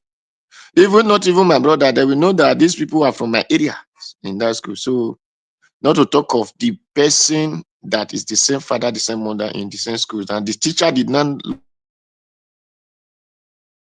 have given your daughter injury or your daughter have given your son injury. So let me not put before them whatever anyone can view. Then 2, the woman or the teacher, if that teacher have injury, I know that he will not just keep quiet. He will run for 40. And I know that in Nigeria, we are so passionate about helping people. So the whole school, there was no single teacher that now get up to say, let us run first aid, even to the nearest chemist, not to talk of private hospital or government hospital, at least first to the nearest chemist. No, everybody will just sit down, look. So, I'm not the one to put words before anybody. But then she has to come and I say, hey, the bone was even, she can see the bone or whatever. Well, thank God it happened. Well, I will see something here in all these things. Now, Okungbowa married to Igbo woman, which that even known that in Onitsha, that is where they both buy clothes they said in the whole Nigerians. Not to talk of producing different things, even cloth in Oredo there. If it is t-shirt, they do t-shirt in between Forestry Mission Road there. They can print t-shirt, put any label there. So, and the Okungbowa that now have school, we are now waiting for them to bring clothes from Turkey. And which, when Okungbowa was a pupil or even a student, his own cloth was not imported from Ghana, not to come and talk of Kafashan or Turkey or whatever country. He knew their schools, because that time, I don't really know his age or what time, but that time when you went to school, the school, you only just need to pay, and the school will bring uniform for you. I think 1 or 2 weeks, your school uniform will be ready. And I believe the same woman, she and her husband, they attend school. Also, school uniform were brought to them. They were not their father who sold their uniform. So they could not put those things into their memory and I say, a cloth don't supposed to spend more than so and so days before we, or not to talk of 1 month, not to talk of talking 2 months, 3 months. Let us not deceive ourselves. Whatever they say, they are right on their own. So I believe those challenge will be there to say, no, this thing is not so. And Telly, the woman said that you do a teacher, their mother doesn't just enter school, which there is no school in Nigeria that will not allow the parents to enter their premises. There is no school, whether military school, private, whatever, they will not allow their own mother, the parents, to enter that school. That is false. No, there are schools. If it is another person, we can hear. Okay, when do you want to register? Where did she not register? Did she register the children in back of the fence or back of the gate, whatever? No, Mr. Odua, they have procedure. They have procedure. You see, this is the way it is done everywhere. You know, you can go to school, you can visit the school as a visitor. You go in legally. You formally go into the school. When you are picking your child, there are space that is specifically made for the purpose of picking your child.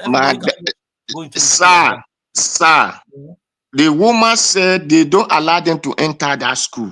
To pick the children. He said they promised them facilities, this thing, they were not in the school. Then how did she know that those things are not in that school? Because, okay, then the time they were promised. Don't model it up. He said when they are picking No, the children, they don't allow them. I did not model it up, sir.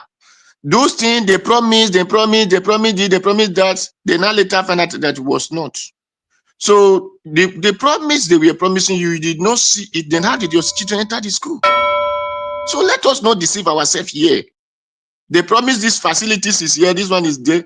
You did not enter the school, your child just entered the school. You must be in, okay, it's promised playground. Then when you entered the school, there was no playground. Then why did you still take your child to the school? Or did she not say that the man promised playground and whatsoever this and promised that? But when they enter the school, now it's not there. Right. When the child now have injury, they now find out that those things are not there. So let us say things the way it goes. I'm not saddening anybody. Thank you, Ogadowa. Because the greatest thing I see here is whatever. I did not say what politics. I don't know what is politics. Mr. Oduwa, can you hear me? Yes, I can hear you. We don't ring bells since you know. Bell no ring go now. It means never even complete too. You don't complete, sir. Okay, thank you. Thank you. Round up, sir. Well, for according to Edo, who did not have right to call another person woman a prostitute because you did not sleep with the person. That is what we call awa. It's a big offense. He has to pay for it. Exactly. You know, in our land, you know what that thing means. So that is why when they say they jail it, so it's due for it. So thank you. That is really things, not any other thing. Thank you. Okay. Thank you. Thank you, Mr. Dua. God bless you, sir. Let's hear from Mr. Alex O. Then I'll come to Abdul Malik, who's the last person on the panel. Oga Alex O, it's good to have you on the show today. I beg talk to us, sir. Good evening to you. Yeah, good evening. God bless you. I greet everyone. I greet mommy in diaspora. I greet you, mommy, for all your great job and for your time with us. My humble panelists and brilliant panelists, I greet you all, and I greet all Nigeria Watch family and those who stand for the truth. I salute you now. Yeah, this I think we are dwelling really on this issue of what's his name, Okungbowa, the YPP guy that wanted to be the governor of Edo State. Yeah, we'll be talking about children. You know, the emphasis here should be on children and the morality of our society. You see, someone among the panelists mentioned about religious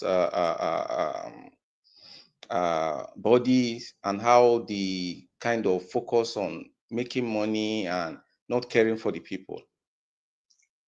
Our society has gone bananas. Everybody focuses on money. That is just the truth.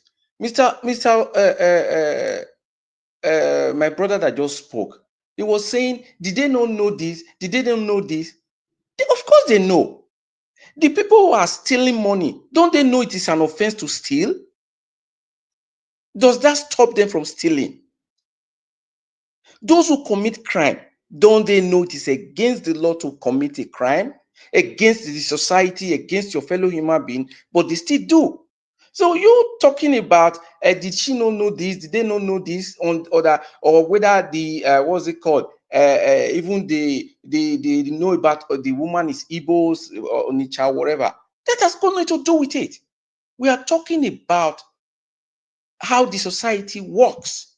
Our society is so programmed that everybody thinks about himself or herself. Let's get this clear. Every human has this I. Just me, myself, and I. Before every other thing is being thought about. That's just the reality. That's just the reality of the society. The focus is that the children are being raised in our society today.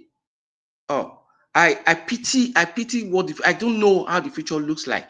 We see this every day already, that everybody cares less about others. It starts from the homes. There is no morality, because who are they even looking up to? Is it not the same people who are in power? Somebody was saying, he just because of his little space that he has. It is how our society works. You hear somebody say, "Who are you?" He looks at you the way you dress, he rates you, and he begins to think you are a nobody. It's just the truth. It's just the truth about our country, about our society. Everybody is selfish. What am I going to profit? How am I going to get this out of it? That is the truth of the matter. So whether the woman is narrating the story in a way that is fitting her, this incident, they really occurred. The way he managed it, it occurred. He has to learn from his mistakes, humble himself, and just say sorry and move on. That's just the truth. But the real problem is that if he had gotten away with it, we would take him and be seeing him in another light, just like many other people in the society. So we have to start from ourselves. Each time I hear about the government, who is the government? The same people. Let me say this before I will end up. I called for people to employ in my own farm. Do you know that the person that came for the interview went by, because the way I just sat, wore my slippers, she went by just without even saying good evening or whatever. Now went to people who are working under me and began to speak with them. And she was looking for a job in my own place. That shows to you that people are arrogant. They look just my chest. So it is a moral problem that we have to work on, every one of us. If we don't do that, there is no way our society will get better. And it has to start from the children. They must be protected with everything that we have. Bring them up in a way that the society will become better. Thank you, and God bless you all.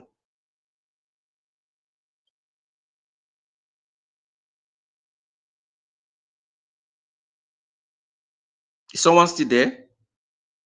Yeah, Nadia Wash. Are you there? We are here, Mr. Najawa Network. So, since Nadia Wash is not in, Mr. Abdul Malik, are you there, please? Okay. Mr. Abdul Malik? Yeah, I'm here, Collins, Mr. Collins. All right. While we expect Mr. Abdul Malik to come in, please let us press or touch the notification and like buttons so that we can increase this broadcast to others that are yet to get informed. As we do this, we are trying to let our voice be heard by others. Let us do this, and it will cost us anything. Those of us in the panel as well, we can do the same thing, so we can increase our numbers. So, Mr. Malik, come ahead, please. Go ahead. Yeah, good evening, Mr. Collins, and good evening, everybody in the panel. Good evening, Nigeria. Okungbowa was arrested because of a school, right? You say in Nigeria, it's just like that is the reason why we are still talking about this government, our government. They can be able to approve school for people that they cannot manage, they are not capable, they are not competent to manage school. Just imagine, take a look. Just according to that woman's statement, when she asked the teacher, okay, this child, he have temperature 6 in the morning till around 3. What did you do? This teacher say, we are managing it. You are managing human being, somebody that have temperature. There is not even first aid in the school to give her or him Panadol to drink, just to calm down the temperature first. Our government, they can just approve school for people that they cannot even capable, they are not weak, they are not competent, they don't have the idea to manage school. We have a very long way to go. It depends on all those things. It depends on the government. That is, how can you approve school, but you don't monitor the school. There is no institution that come to school to check if the school is proper, if the school is functioning, is working, everything is okay in the school. No government institution nobody that can go there and check what is happening in the school or hospital everywhere. How can the country move forward? You know what is, if somebody have temperature, it may pass there to go. Yes, when you have temperature, you may pass there, okay, pass away. They don't value human being. They just care or concern. They don't even care. They can do anything. Look at what she even said, your second one. Somebody had blood. That the cloth that used to cover the place that she wounded, it was soaked with blood. But there's nothing that they don't even rush her to hospital. They are looking at the child. A child, not even adult, a child. I don't really know our society, the way we run our country. But most of the people living there, they will not understand because they are just being there. Because when you are living in Nigeria, anything that is happening there, you think is normal. But when you went out to another place, to another country, you know it's not normal something. The majority of Nigerian people don't understand what we are saying. Even though you tell them now till tomorrow, they will not understand you. They will think that what they are doing is normal, it's normal thing. It's not right. And this man came to the panel here, said that he can be able to put primary care everywhere in Edo State if he's elected as the governor of the state. But the one you have now, you cannot even manage it. Now, who are you deceiving? You are deceiving me or you are deceiving people. We have a very long way to go. We don't tell ourselves truth. Most of the things we are saying, most of people in Nigeria, they are hypocrites. They will say something now, but they will pass back to do another thing. That is the problem. That is where we find ourselves. All those things is the blame is come for the government. Yeah, it's government. You approve school for people that they cannot even capable. Yeah, they are not competent to run the school, but you can approve. It's very bad of our government. There is nothing is working. Everything is collapsed in the country. What about those kids that pass there, they pass out from that situation? Somebody has temperature, common first aid. When I was in primary school then, 1987, 88, 89, 89, 90, there was first aid in the school. When you have headache or stomach, they will give you Panadol or Fesic to drink. But today, there is nothing like that. Every day, Nigeria is going down every day. Our citizens, they are sitting there looking who will help. You think foreigner will come and help. You are joking if you don't help yourself. We have a very long way to go in that country unless we change our mindset so that without that, the country will not move forward. I come to this Afe Babalola was hired by the NNPCL to go on national television and cover up their corruption. Yabagi Sani. What am I saying now is this? What is different from what Dele Farotimi said and what this man said. Yabanji, what is the difference? The difference is that Dele Farotimi is written on his comment, right? But this man say it on air. Okay, if really now the country is a country that work.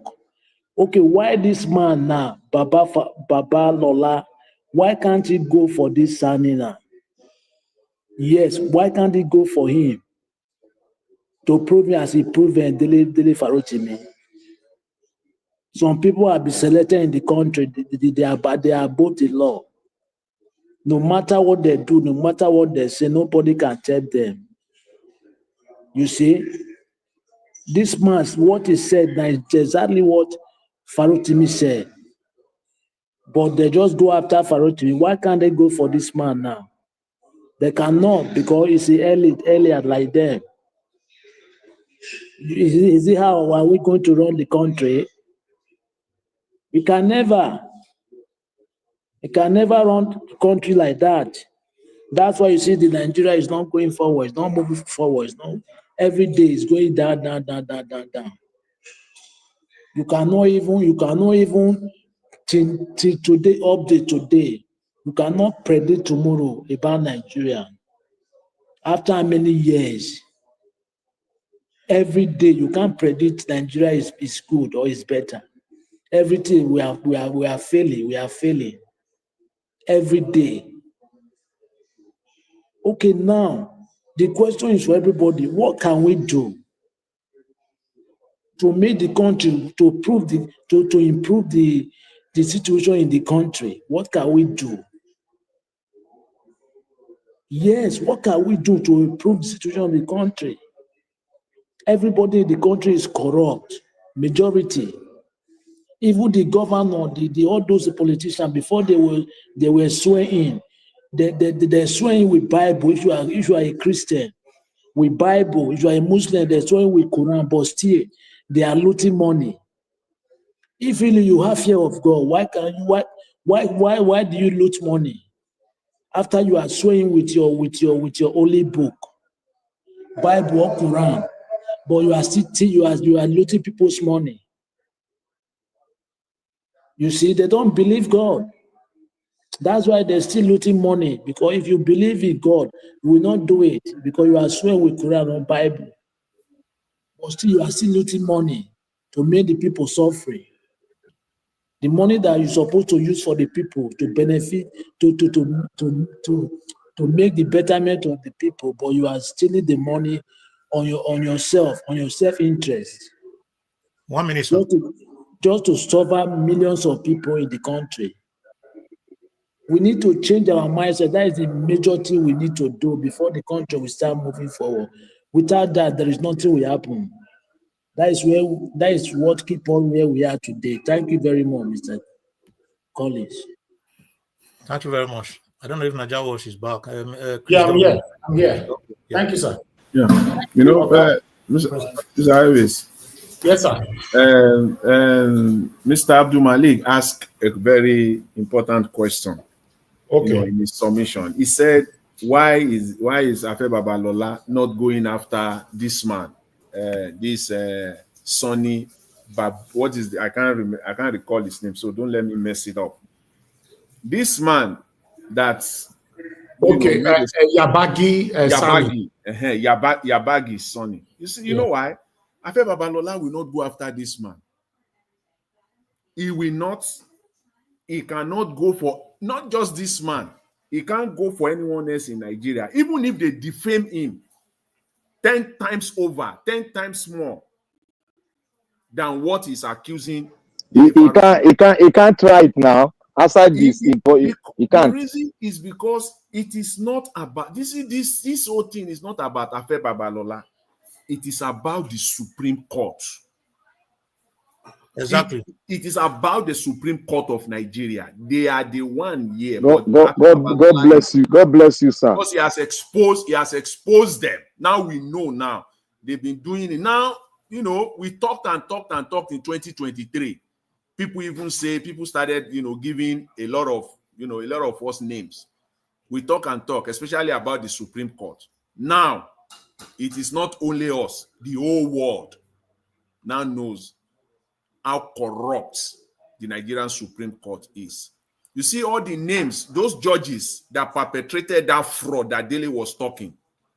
If you know those people in Nigeria, if you know what they have done, the damage that they have done, Ariwola was there. Onogen, all these people, they are the people that constituted that fraud that Dele was talking about. The likes of Ariwola will not want his name to be mentioned. He will not want. These are the people that are fighting. It is not because if Afe Babalola is talking about defamation, see, you will arrest the entire of Nigeria.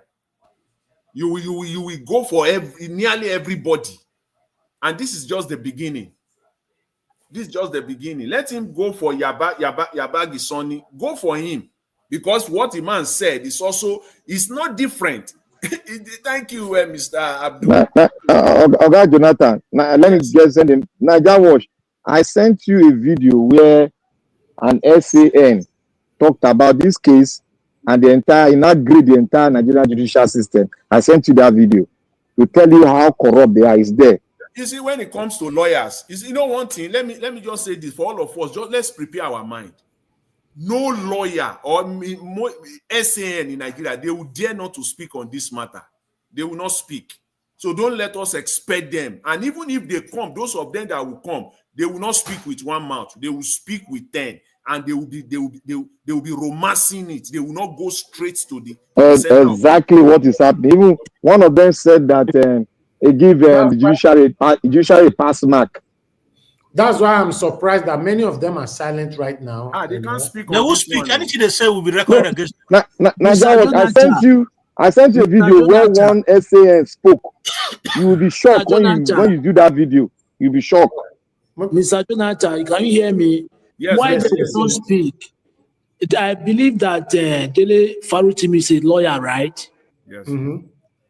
Okay, why they cannot speak? Because they get cabals inside the cabals. That is a fraternity. They are implicated. There is a na fraternity, my brother. The thing is, how many human rights lawyer did you have? Before you find people who speak, if it is you have human rights lawyer in the country, they will speak. What you have are criminal distinct lawyers and criminal judges, so they will not speak because you are not the human rights lawyer. You are not fighting them. So that is what is playing out here. So they cannot talk because they are talking against themselves. Because all of them are in the same role. It's just like. All right. No. Okay. Yeah. Thank you, my people. Okay. Everyone on the panel have spoken. So we have Mr. Chris just coming in now to speak on this issue. Then he will take final submission with you all. Okay, Chris, thank you, my brother, for joining us today. As usual, good evening to you. We not hear you all. Good evening, Mr. Nanjaro. Can you hear me? Yeah, finally. Chris, for coming late, your submission is 5 minutes. Naija Watch, are you eating? Yes, I'm eating grape. Black Panther, are you hungry? No, I don't hear him. They make noise now. I make me accent. It's finished before now. They come here. And they eat fruit. Thank you. All right. I hear now they make noise. I know see the chop. Thank you. Good evening, Mr. Naija. Happy Sunday to you and your family. Good evening, everybody on the panel. It's good to be with you all today and everybody on the comment section. Good evening to you all and all of you listening to us from all over the world.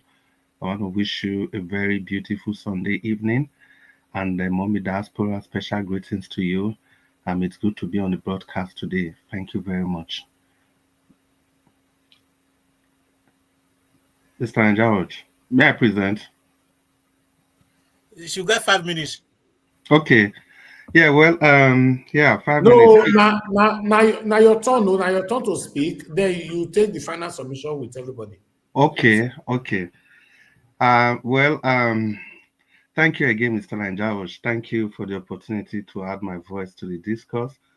And this Afe Babalola thing will never ever go away. And I like the way it's making the front burner every time.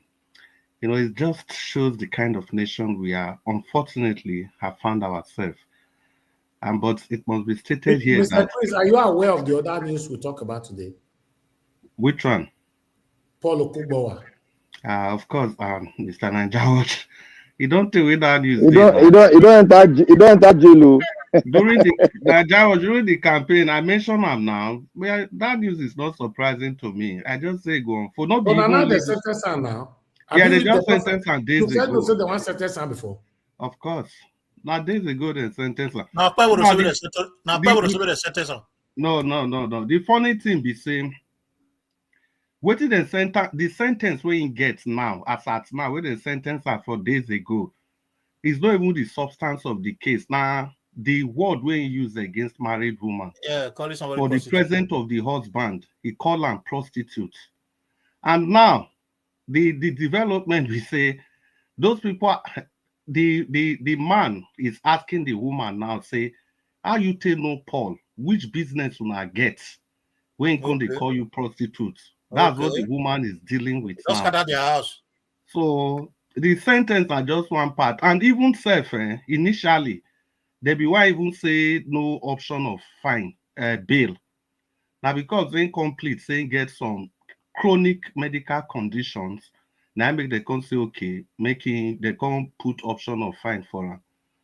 So, not be only this one. See, like during the campaign, I just talked, there are so many things where I won't go talk. Those things go reveal himself properly. And how those things they happen. And so that, we really have to leave maybe the political part out of it.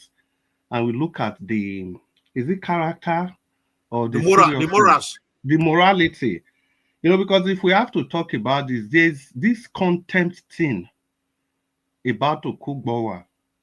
Contempt. That's they take people serious. It doesn't simply give a damn. And with that kind of attitude, like I said during the campaign, you can't use that to govern a state. Because that's one of the things we are suffering. We suffered in the last administration. Those were the kind of things we were saying about, see, if you follow the case properly, do you know that there was a time when the judge, they even be one go arrest Paul. In short, they issue bench warrants against him because he wasn't going to court for this matter. He not send anybody. How can you have those characters? You want to be governor? It has to take his lawyer. In short, the lawyer wrong, go court, can't go beg. Now still this chronic ailment, now he still plead. That is just one part of it. When we are governor, you never attack governor, you don't get attitude of when we are campaigning, when we are saying arrogance, that's arrogance.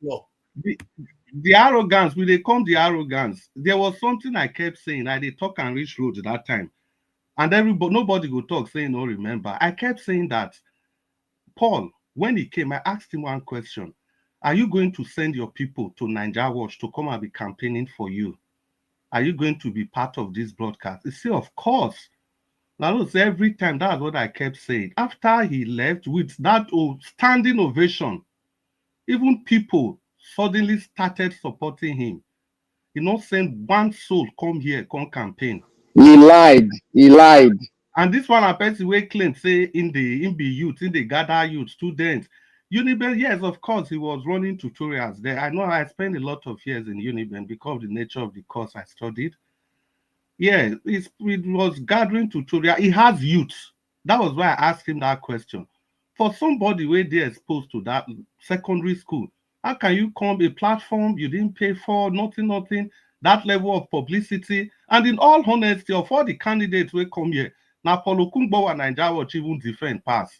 Because I remember when he want to say he want to go toilet or be something like that, people be one talk. Even when he don't come out, before any person talk, Nigeria was saying no. See, with that level of protection, that respect that was accorded to you, it could have only been reciprocal for whatever it is. I don't know whether I reach out to Nigeria, but you just left your people, even people that saw the way you campaigned, they took up your case and they started championing for you. not one day, not one single supporter came to this channel to come and say something about you, to come and continue championing your cause. So how do you want to rule a state like Edo State like that? How? And it's just much more than the policies that he brought. Okay, for example, somebody will talk, say, now so they wanted to import whatever, Africa food, our products go. I say all those things were just AI generated. Because when in school, if you follow the case, school uniform, for small school like that, you want to import school uniform from abroad, where you get tailors all over the country. That's the person encouraging locally produced food. Okungbowa. You go get that thing from forestry. You go get quality from forestry. But that one absolute madness. Absolute madness. Maybe that. Even the other cases that people are not even aware of. Ordinarily, if I don't even like to talk about those things. Waiting before forestry in school, they tell they where they do. So that is why Oga Chris, I beg, talk everything, not the suspender, talk everything. No, wait, see, the school, see, Okungbowa, Paul and Peter, there is another NGO issue. Although, see, wait till I talk for campaign, that time I see all these things, they go by themselves, come out. They come out now. Mr. Chris, do you want to talk politics or you want to address? If you want to go politics, then let's shift to politics, because I tried to listen to you for about 5 minutes now. You are not talking about the issue, the negligence. You are talking about politics. If you want to go politics, I will say for the last time again, please address the core issue here. Don't go political here. Okay? Please. If you want to go politics, let's go back to debate. We all can talk about politics. Oga Jonathan, yes. You know they go politics. He's trying to bring out several cases that the guy has. He's going the guy has several cases. Don't spin. No, don't see me. I hate spinning. No, don't spin. He's going politics. No spinning now. If he have evidence that the guy has a case, he can give us now. See, on the issue of campaign, right? On the issue of campaign, leave that one alone. We're talking about character here. Even your own candidate has character issue. I can start bringing it up now. But Oga Jonathan, Jonathan, no, let him arrive. You know. Okay, arrive. Okay, I think. Yeah, the bullet pointing. I think that's submission since. He's certainly going to come to the woman, the children, and all that. But he doesn't have to spend 80% on politics and then come and use 10 seconds or 1 minute to talk on the core issue. We all can do that. Okay? But I didn't want to deviate. I didn't want to intentionally. Let him arrive. So arrive. Okay, I agree with you on that. Yeah, well, Nigeria, I think in fairness, sometimes I don't really know what to say. We hear what we want to hear. I said everything about this issue is the issue of contempt. Is it not what I used in starting? Is it not the contempt I'm talking about? I said contempt. What's contempt? Chris, just go on. No. Is it not negligence for other people? You don't give a damn about what other people feel? Yes. Is it not what I've been talking about? So you are telling me to talk about negligence. What's the difference between negligence and contempt? What is exactly the difference? So I have to use the word negligence. To be honest, sometimes I don't know if we just want to attack. What's all this for? All right, Chris, go ahead. Just for them. No, please. It's just getting too much. I'm talking about contempt. Is it not contempt I've been preaching with? That he came, he neglected everybody, neglected everything. Is it not the same thing he demonstrated with the woman? So what's the difference between the two, contempt and negligence? Where is the politics there? I want to know exactly. Where exactly is the politics? That's the question I'm asking now. What is the difference between negligence and holding people? Continue, Mr. Chris. I beg, continue. No, wait, Midwest people. I was talking about the fact that this same person, they invite him for court several times, go. Is that not the same negligence we are talking about? Yes, yes, that was why I reiterated that you are not talking about politics. You are trying to bring the core of the matter.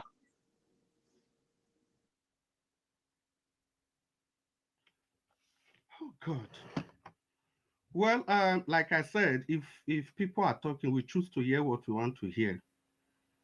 You know, sometimes whatever we do, we have to be. You know, I don't really know how to put this anymore. The issue is that the campaign all through Nigeria, which I've also said here several times. I said once in a while, waiting people talk, may we still try to play and back. Because here during the campaign, I talk and several times say for Paul Okungbowa, I don't even want to talk much about him because it's somebody that I still see a future in. Those were my words. That I don't even want to campaign against him. I know this boy like the back of this man like the back of my hand. If they had seen, the mother started what the mother was a staff of JAMB. These boys grew up in Upper. Paul and Peter. If I want use character take campaign, in 2 seconds I'll be done. In 2 seconds I'll be done with him. But I purposely did not talk about any of these things. Even what are we even talking about during the campaign? Did I say any of these things? Even when I started my presentation, I just decided to focus on Afe Babalola. It was even Nigerians that drew my attention to this. And I said I wasn't even surprised. That is something I'm already aware of. Yet we are turning it around that I'm playing politics. I think sometimes we have to put a stopgap to all this. We really need to. Please. Ladies and gentlemen, boys and girls, good evening. It's your broadcast station, your broadcast of choice. That's Nigeria Watch Broadcast, the YouTube broadcast station. We are here to enlighten the people. We are not here to stiffen people's voice. We can present everything we want to say. We have to do it civilly, like we always say. It's good to have all of you on the broadcast. And I can see somebody new joining us. That's Adasoka. Adasoka, it's good to have you on the broadcast. I really appreciate the fact that you are here on the panel because we need to see various faces, different faces, so that we can have nuanced view. Good evening, everybody. My name is Chris. I'm speaking from Dublin. I'm co-hosting with Nigeria Watch as usual, and we just want to thank everybody for being a part of this broadcast. Everybody on the comment section, happy Sunday to you all. I hope you are all doing well and doing great, and I hope your family are well too. And the people on the panel, all of you, I can't call all your name, but these are the regulars apart from Adasok and people listening to us from all over the world. I want to say thank you for being a part of this broadcast, for allowing us to come into your cyberspaces, into your family cyberspaces, to bring news that affect you and I. You can see the politics in Nigeria. It has been Afe Babalola. Technically, it's not really Afe Babalola. It is the rot in our justice system. Afe Babalola is just a font. He's the one representing that institution for now. So if you think this fight is Dele Farotimi versus Afe Babalola, you are missing it all. It is Dele Farotimi versus the justice system. It is the people versus the justice system. This, if I say the people, I mean the people that want equal rights and equity. Yes, sir. Versus Nigeria justice system. Put Nigeria to versus Nigeria justice system. If we really have to look at it, it's the people versus Nigeria justice system. The people here represented by Dele Farotimi, and not all the people, because a lot of people are still clamoring that Dele Farotimi should suffer in the hands of the justice system because they don't see it that he's fighting for them. Some people are saying he's too arrogant, like we are. We always want to tell people how they should do it, how they shouldn't do it, but we will never go ahead to do anything. We are seated back, we are relaxed, we just want to see what people will do, and then we criticize. But for Dele Farotimi, he has decided, he has thrown everything out. He stopped practicing because of you and I. He wants a Nigeria that will work for everybody, where everybody will be treated equally in the face of the law. So that is why we are here, and that is what this station is meant for. That is why this station treats everybody equally, irrespective of where you are coming from, political party, represent your religious affiliations, no matter which part of the country you come from. This station gives you the equal opportunity to talk, to listen to be heard, to give your views on all issues, no restrictions. When it comes to politics equally, religion equally, and even marriages equally. And to crown it all, the CEO of the station also toes the same line.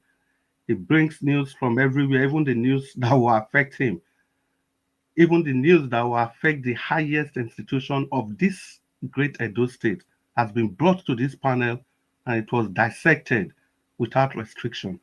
So, ladies and gentlemen, boys and girls, let's do this. It's 40 minutes gone past the hour mark. That will be 20 minutes to the next hour mark. So let's continue the discourse. Is the second segment of the broadcast. It's going to be 4 minutes, and then what we are going to do. So now that you have done, can I respond to you? Can I respond? Wait. Because I listened to what Mr. Evans said for you to land, and you have landed. So let me respond to you. Wait. Okay. You respond. Yeah. We are going to do the 4 minutes round, and after that 4 minutes, during the 4 minutes round, I'm just going to call everybody randomly, and after that 4 minutes, we still have a little time. Maybe we just take 1 minute or have a little chat, and that will be all. So thank you very much, Mr. Jonathan, please. Yeah. First of all, let me say this: nobody is. Should it be your 4 minutes? Okay, that's fine. Let me respond to you.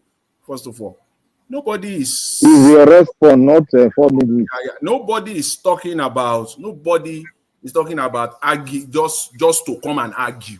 That just please, perhaps if it is a general talk, you got to be specific who you are talking to. Okay, you got to be specific and don't put me inside that box. Okay. So in this case, I believe you are putting me inside that box because you are responding to me. So please take that out. Nobody is coming here just to come and argue for the sake of argument. You dwell on politics. You are talking about the campaign. I heard you. Okay? You see, you can talk yourself out of it. It doesn't matter. This is a discourse. This is just a public discourse. So anybody have the right to say whatever he wants to say. But I heard you. Okay? If you are talking about the issue of Paul Okungbowa, as it concerns his character issue, it's just centrally on the issue of the school and the role he played that led to his imprisonment or whatever judgment. That is the core. That is what, for me, should be focused on today. Not about the campaign. Even the word campaign alone, you are misaligning. Campaign alone, because everybody has character issue. All the candidates, all of them, even the candidate that you supported, a huge character issue. And for me, central to this matter is character.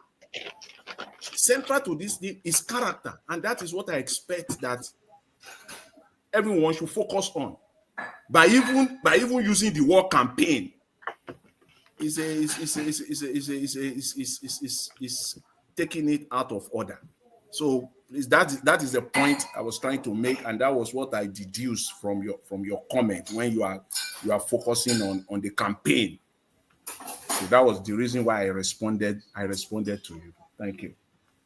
Yeah, Mr. Jonathan, in all honesty, we don't really need to do this back and forth. If you talk about campaign, is it not everybody is here? They all heard that the reason I used the word campaign, it's not how he campaigned. I said the contempt with which he treated this station during the campaign.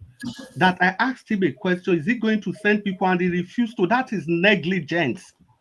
That is what everybody is aware of. That is how the campaigns came in. You call it negligence because of what? Because he refused to answer your question. Did I say? Did I all really right, say? Let's go ahead. No. Now let's let it. You said you call it Mr. negligence. Mr. Jonathan, please, you guys let's go ahead, please. Okay. Did I say he did not answer my question? Let's forget about this. Is that what I said? Mr. Najawa, please, can you? No, that is not what you said. Let me say something. Thank you, Mr. Jonathan. Thank you, Baba Christ. The thing is, you are still referring to this station in campaign. The problem is on the ground is not on this station. It is on school. What happened in school? Wait, Mr. Chris, let me say something here. Chris, let me die this something. Let me die this. Chris, hold on. Now the Chris, example hold on. everybody know be that Chris, negligence. Chris, just give me 10 seconds. Make sure you are dying it. If you are dying it, die it properly, please. Let me die it properly now. Let me die it. I never even wanted to talk Chris, about that's fine. it. That's fine, Chris. Chris, that's fine. Now, Chris, that's fine. Let me draw my attention to it yet. Chris, to everybody here. May we continue. Chris, let me die this case. Let me die this case. Look, yes, let me, Mr. Jonathan, Mr. Okungbowa, everybody. This guy now, we know what has happened. He has been criminally indicted and he's a criminal. So there's no need for us to now start supporting whether political or no political. He has been indicted as a criminal. So all support you should just come up for his side and go to the right side. Forget about politics. All support should get out of his side now because he has misdirected everyone that have supported him. He has lied and he has misdirected them. So everybody come on your support for his side. Finally, thank you. Yes, let's continue, please. 4 minutes, like I said, we are going to talk for 4 minutes, and after that, if we still have time, 1 minute apiece, and if there's time, we just open the discussion as usual. Alexo, are you there? Yes, so I did here. Yeah, happy Sunday, my brother. Talk to us. You have 4 minutes. Chris, how you doing now? How weather for Dublin? Everywhere cold though. We don't see snow. Oh, Chris, you're not calling it according to number, right? No, you say randomly now. You tell and say you you tell and say downtown Dublin. Okay. No, may I put downtown Abbey this time. As that Soka spoken. No, he said randomly. I'm in Nigeria. I beg, let me talk. Okay. Go ahead. Let's go ahead. Everybody, the second segment. Yeah. Okay. Gentlemen, and I think we have one lady in the house. Oh, am I right? Yeah. I greet everyone once more. I beg, let us do some calming down and focus on this thing, especially concerning our children. You understand? Because like they say, they are the future. We are all aging and going to leave them behind. So they are going to take over the matter.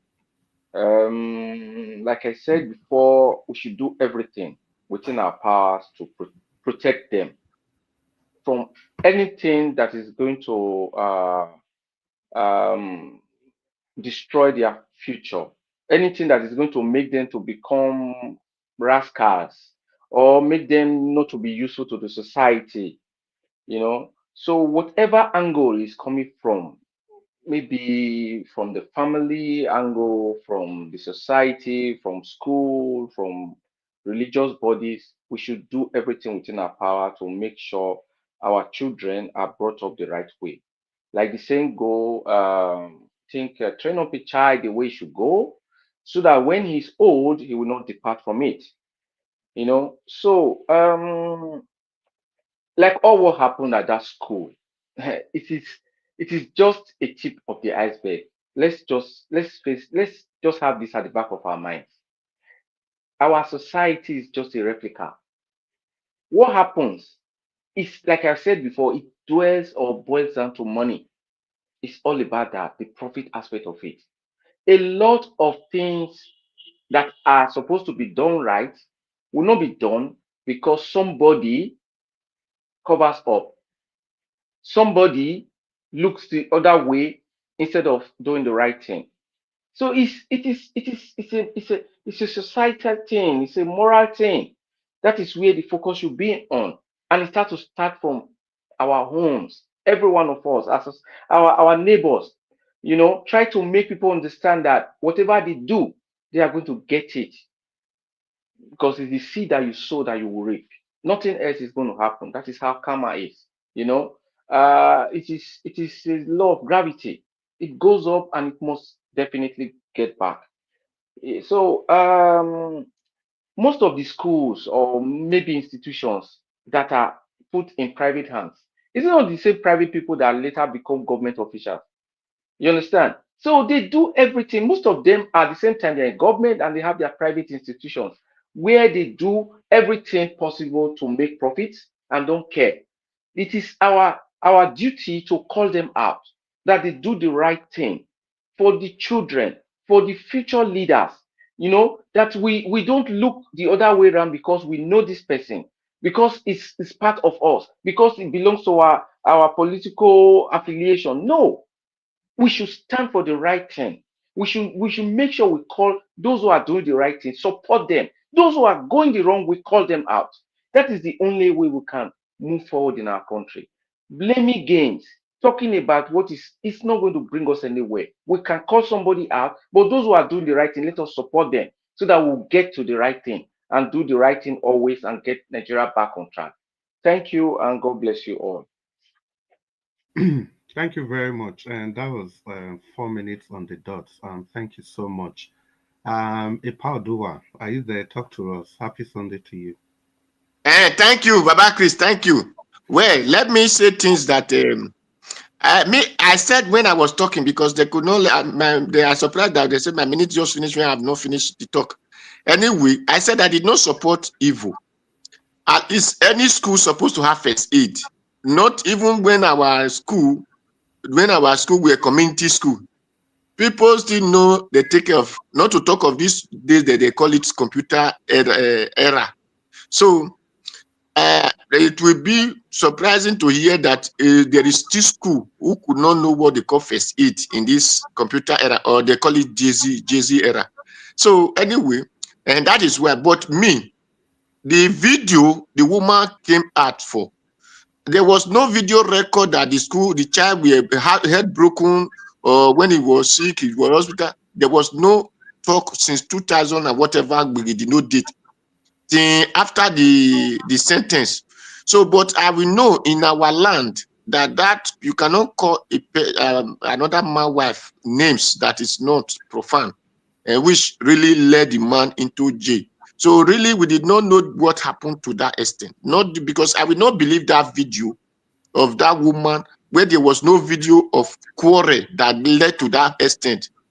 So I will not say that the woman, but that will not come and make me to say Paul is this or Paul is not that, because everybody has bad character and has good character. But with the Paul and the person who are, because it's according to him, even this red man, he said he finished in his own institution. So that shows that the school is not today. The school did not start from today, or to able to make that people go just starting it from today. So that is why when posts dwell on the environment and these things, yes, I know that environment are not conducive, because when people are talking of school inspectors, before there was what we call school inspectors, that was the time of Idiagbon, not just any other time. Time of Idiagbon and Bermudia, we have school inspectors. After those times, the school inspector don't longer function. Nothing function in this no, during Ali still do. Yes, those are the time of Ubemudia and Era now. Those time when you talk of Ali, you talk of Ubemudia. Then before you talk of Idiagbon, Ali was there before Idiagbon. So these are times that the school functions and everything functions in the land. So after that time, it is rubbish people that are now leading the jungle country, the white forest. So that is why. But for me, whatever a man sow, he will reap.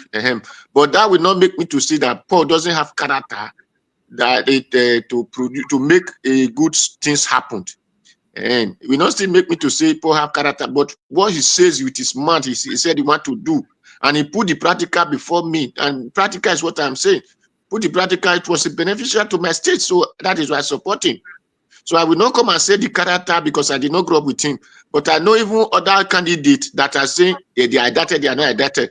If they bring out their character, the people that still grow up with them bring out their character, you that we are supporting, we still see that, I never know this person was like this. So let us not sugarcoat, because the judicial, for those who read law, according to them, they want to, since their parties and whatever, had they fight for any law, do we hear any of their noise? No.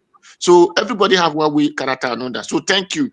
Babalola is even a law people now. We can see what is happening in the land. So all of them have bad character. Afe Babalola, whatever they call. So they are all evil. Bunch of whatever you call. So thank you. So whatever they do, according to the woman, Ashawo, ama Ojimara Mati Oji, Azema Bomati Azen. So when Umana Lobia cook, when you met him, that Noyati Ashawo. So that is it. And that is where Omawa your igbe, and the man can drive the woman because of that thing. And the man can come and pay fine for it. So that is it. So thank you, Mr. Chris. Thank everybody who's spoken. Whatever the children, when I take care of children well, I support you. When I take care of children well. So for those who did not know what is called first aid in the school, even the children need to be teach first aid, not just only teacher. You have to be teaching children first aid. And with the sympathy of Nigerians, not to talk of Edo State, I don't believe that there is be any child that will break it that people will not rush him to go and treat, even in chemists, not to talk of hospital, or he will not be sick. There is no paracetamol, nothing. They will all living from morning to evening. So that is why I'm telling you there is scale leg, there is foul leg inside a pot of soup that open. So that is it. So we did not really know what happened. Let that woman not, let anybody not tell me this is the video that just happened. But we really see the other videos of the troubles. So thank you. Yeah, well, Ipadua, thank you so much for your submission. I'll just move on to Prince Collins. Prince Collins, you want to talk to us? If you are there, please. It's good to have you on the broadcast. Happy Sunday to you, sir. Thank you very much. I'm very sure before all of you. At least today I was first. So what the first time they do, you know, my announcement from the beginning. I know say random. Selective Random. they do. You want me to you want to do adnek okay. It is well. You see, I just tried to with this 4 or 5 minutes. I just want to quickly evaluate what we have to say. Is my own point most times is always directed to where the issue is coming from, because if you are treating an event and you don't look at the cause of the event, you can treat the event and the event will we come back again. So I always look at the root cause of these issues. Most of our panelists, with due respect, most of us have spoken about, or rather, if I have to look at the generality of what Nigeria was presented to us today, there's an issue there that I need to check. The cross-carpeting of politicians from Labour Party, into the ruling class due to inconsistency in the body that regulate and conduct election in Nigeria, which is INEC. The way they've compromised and said they are right out, and these people, they are no more confidence anymore. They want to cross carpet so that their 2027 will be sure, according to the interview of one of those Labour Party rep that was interviewed in Basheun or Okungbowa. Then now couple it with what my brother, Mr. Jonathan, have said, has to do with Okungbowa's character failure. And you now, bind it up with character and dignity of citizens in any nation, looking at a civilized society, or rather a serious society, because I would prefer to use a serious society instead of using the word civilized society. So the failure of school as an institution of learning, you draw it down there, to the point of my brother Alice and Jonathan, trying to talk about refusal to accept responsibility. Then Black Panther talk about standard, set aside by the institution and the government to checkmate our future generation, which are the children, and their sensitivity. Then we talk about, we'll now take it down to implementation and law enforcement now, because somebody said the law is not there. No, it is there. I happened to recently, when I went to Nigeria, I visited the Ministry of Education by myself. I went there. I didn't send anybody. I spent about 3 hours with the senior officers there. They were educating me on what it takes to set up an institution of learning that has to do with children with special needs and disability. So I was even given a handbook of what it requires. These things are there. The problem Nigeria have is implementation by law enforcement and those that are supposed to help the law enforcement to evaluate the implementation and give judgment, which is the judiciary. I don't play with those things. This is the problem we have in Nigeria.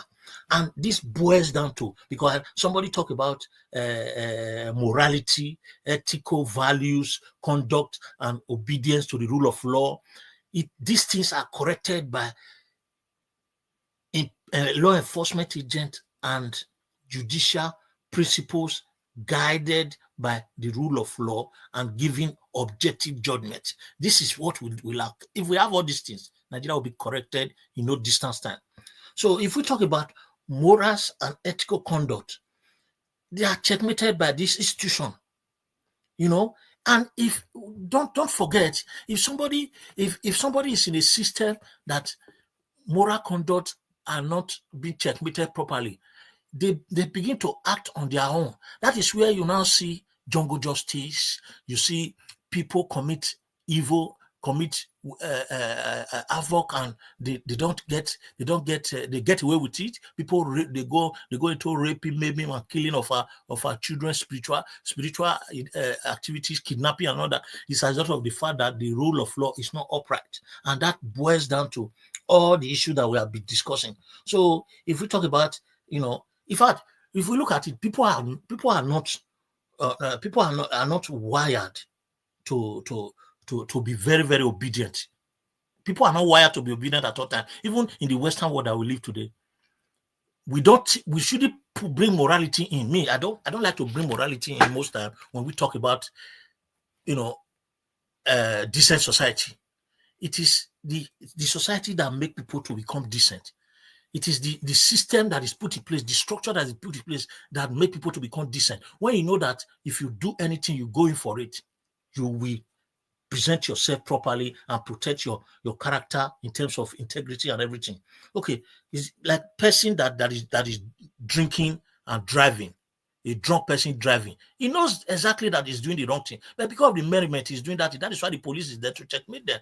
But when this doesn't happen, accident will increase on the way. Then let's talk about the medical. Sorry. Let me quickly talk about the medical profession in the UK, for instance. Last time, a medical doctor and a nurse was jailed, and they were named as baby killers, not because they were deliberately killing the babies, but because they were making silly mistakes that can be corrected, and the medical personnel that are in charge, the charge of policy in the hospital, didn't take cognizance of that. That is where Mr. Prince Collins, those words you are using, they're not the alarm back. The word K, a baby. Okay, yeah. Sorry for that. Yeah, bye. Sorry for that. So if we look at this, it is a system that is wrong. If the system is right, Okungbowa might be taking. Let me tell you something. People might be doing the right thing, thinking that they are doing the correct thing. That's the truth. And people might do the correct thing and still have problem. Then people might deliberately do the wrong thing. Right. But the law enforcement is there to correct and determine all these variables and give objective judgment. So thank you very much. Yeah, Prince Collins, you can't overshoot your time, it's small. Well, it's okay. Sorry, my brother, it's just no, you are making solid points. That make me just allow on flow. The next person that we are going to call will be Abdul Malik. Are you still there? Yeah, good evening once again, Mr. Chris. Good evening, Abdul Malik. It's good to have you on the broadcast. Don't forget to call Madam Ada Soka. Yeah, I will call her next. Thank you. Yeah, good evening once again, Mr. Chris. Abdul Malik. Good evening, sir. You see, our judiciary is easy to decide and give quick judgment against minor cases in Nigeria. But they leave the big cases, the criminal cases, The looters, the people that loot our treasure, they will not go after those people. But those minor cases, they are quickly to give judgment. Understand? Which is very bad. Look at 753 duplex they found in Abuja. Till today, we have not heard anything about that. Just somebody who like if you go to steal something like 1,000 naira in the supermarket, they will just send the person to prison. Those people they are not yet serious. They are not yet serious in the country. I'm telling you. They don't want the country to move forward. They don't want because that is not the way other nations move forward. They run their system. It's different. They can't run country like that. People that looted big money, you will not go after them, but all those ones that looted small money, you will go after them. Is it normal? Is it right? When judiciary is corrupt in the country, okay, what do you think?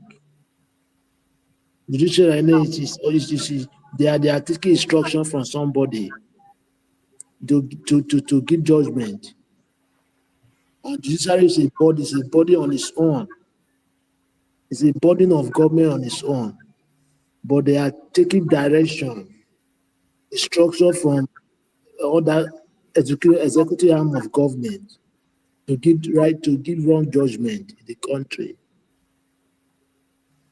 The country is very, how am I going to put it? The way we are going, there is nothing will happen in the country. There is nothing good will come up from this administration, from this government. There is nothing good will come up. I'm telling you, this is 1 year plus, right? Before you know, 2 years, before you know, 4 years. We are still talking the same thing. No improvement, nothing. It's just to find way to make the judiciary work. If the judiciary system of government work in a country, that is where the country started from. The country start from where the judiciary work. Because it's the hope of common man. But now, it's the hope of richest man in Nigeria. Before you know, they give us judgment everywhere. If you don't have money to bribe, they will just, no law is working. I come to this tax reform. It's a good idea, and each of the state that will benefit from it. You know why? Because if you take a look, according to it's not even Peter Obi used it to campaign, right? In America, in Texas, they have oil, but Texas is not the state. It's not the state that generate the richest revenue in America. It's Florida, which is California. They don't have oil, but they have arable land to plant. Yes, all those northern parts, if they know what they are doing, they will benefit from it too. Yeah, Texas is the one that have oil in the United States, but it's not the one that give highest revenue, generate highest revenue in the United States. It's Florida, which is California. Currently now, we have electric car. Oh yeah, it's not as much as before. Now, how many years back we now have electric car? Before you know, electric car we wrap out everywhere like all those car that use fuel. Yes, every state in Nigeria that will benefit from it. It's a good plan. Let's implement the plans. It's good for every state. I don't have anything more. Thank you very much, Mr. Chris. Yes, thank you, Abdul Malik. Yeah. Well, and like you said, it doesn't have to be about oil every time. People should learn to diversify. I hope we can learn that from the tax reform, but you see this government, to trust them, get as a bill, me, I not trust them. But I'm just hoping they succeed. I'm praying that they succeed. Thank you so much, Abdul Malik. Madam, oh, she's gone. Unfortunately, she's gone. Okay, Mr. Jonathan, please, open your microphone and talk to us. You have 4 minutes. Yeah, hello. Thank you. Nothing much to say this time around, just to wrap it up. It was Dele Farotimi again who said Nigeria is living on borrowed time, and that's a statement of fact. The country is living on a borrowed time. The the time of the collapse of that country, whether we like it or not, is a prophecy. It's a prophecy. It has been foretold, and it will come to pass. We're just living on borrowed time. The collapse of that nation is we're seeing it is playing out right before us. It's not that in Nigeria, because I had one of the fellow panelists, I think it was Mr. Collins, who said that that there are laws. Yes, I agree. There are laws in Nigeria. We have them. In fact, there are so many laws in Nigeria that, in fact, they don't even know where to place them anymore. The law is there. The institutions that will see to the execution and the implementation of these laws are completely broken. That's just the fact. Those institutions that are responsible to implement, to execute these laws, they are completely broken, compromised, or sabotaged. In many cases, tribalized, where you have incompetent people, mediocres, that are calling the shot in key institutions of the nation. That's why we have people that are not fit to be leaders. They are the one manning key positions.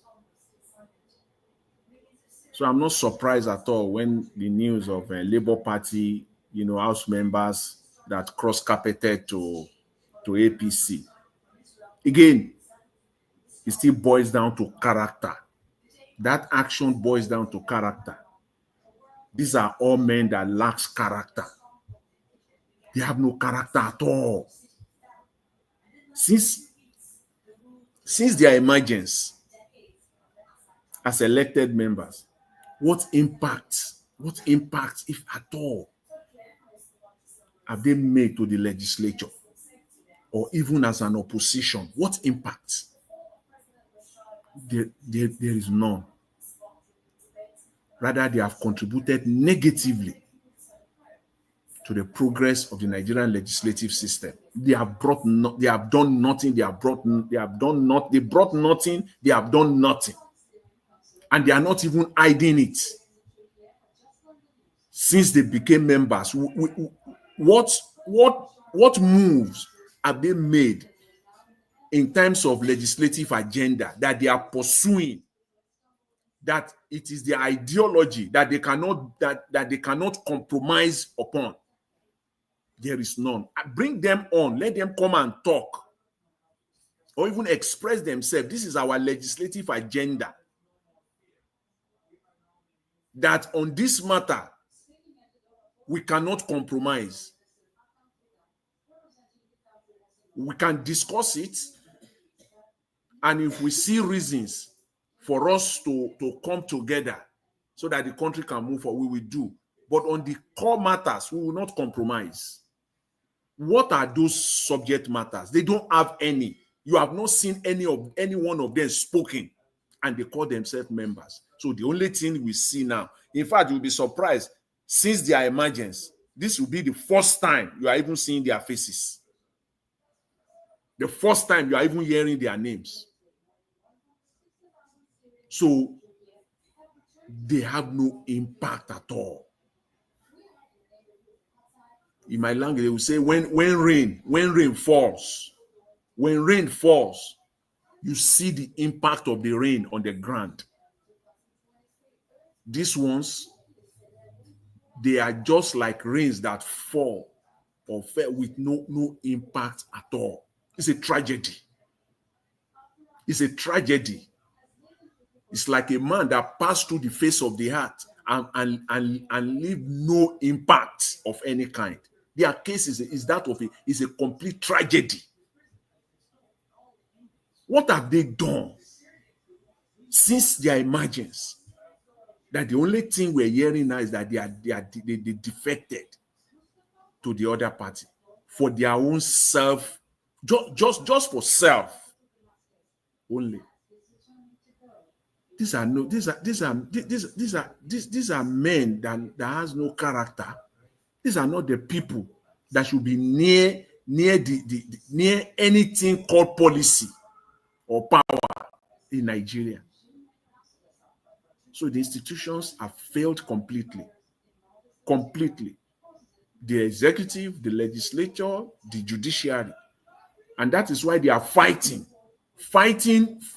what is obvious. That is why the judiciary will fight. They continue to fight. You have messed up. You have destroyed the system. But you want to shovel it down the throat of people that all is well, when all is not well. You have messed up the institutions. In a normal climb, when the constitution is clear, when someone cross-carpeted or you defected to another party, the House Speaker must declare the seat vacant, except if there is a clear issue of leadership within your party. And who determines that there are issues? Who determines that? It's the court. It's the court. And as far as Nigeria is concerned now, so if you are not criminal, see these people. You know, their criminality now is so obvious that they are just dancing naked in the market. If your laws are true and you are not criminal about it, your court have spoken. The guy who is the head of the Speaker of the House, your court have spoken that the only way you determine there are issues in a party is if it comes from the national, from the national of the party. And your court has spoken that for Labour Party there is none. And yet he still sat down there, he welcomed them. So you can see the criminality there. And nobody will speak. They but as at now, by tomorrow morning, the court should be filled with suit on this matter. And then let us see whether the court will now start in an expeditious manner. Act that we have spoken on this matter. And this is not the case. So their seats are vacant. And the INEC, when we say the institutions have failed, we are not just, it is clear for all to see. What is INEC doing? Your court have spoken, right? So if your court is not criminal, and if you two also you are not, go by what your court have said. Call for an election in all those constituencies. But they will not do that. But when you say they are criminal, they will be fighting. A thief caught red-handed and is still defending, is still fighting that is not a thief. The Supreme Court is fighting now at the face of it. Because for me, they are the one fighting. Afe Babalola is just a front. He's a 94, 95-year-old man. All the mess that we have done over the decades, we have to fight it too, because once you are gone now, this thing will become a legacy. So we need to clear the mess. Afe Babalola is just a front. It is the Supreme Court that is fighting this. The judiciary is fighting this to clear their name. But guess what? This one, you are done on this one. You cannot eat your cake and have it. And I believe you are all adult, grown-up men, wise men, so to say. Why are you not seeing it? Why? And people will talk, you will go and hang them. People will talk, you will go and imprison them. People will talk, you will go and abduct them. The Gestapo style. That's the nation that we live in. But as I said, it is coming. It is coming. It may last for long, even longer than this one, than what we're facing right now. Joy is coming in the morning, and it is very, very near.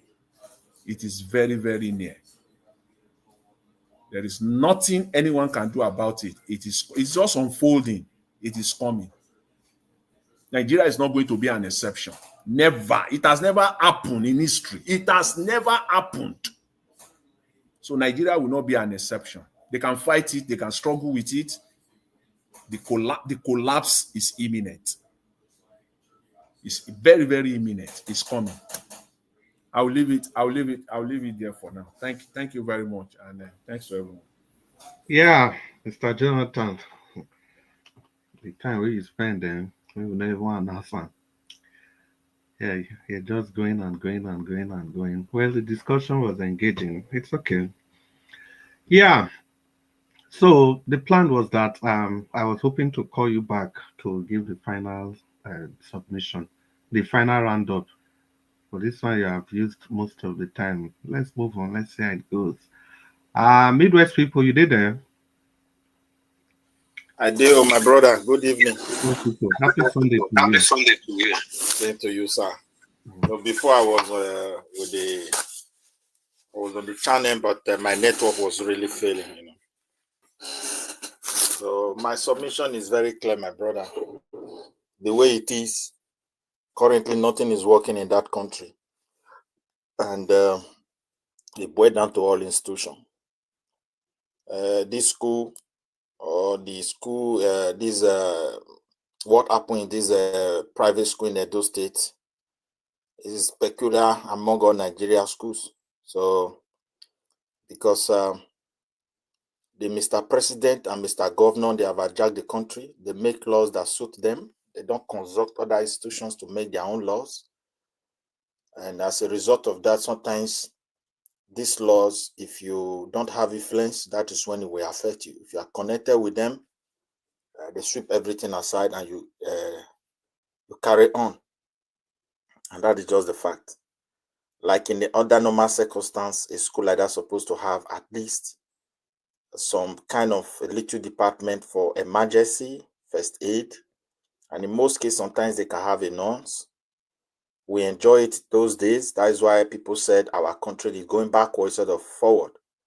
So most of the people today, like even the Okungbowa himself, can testify to it.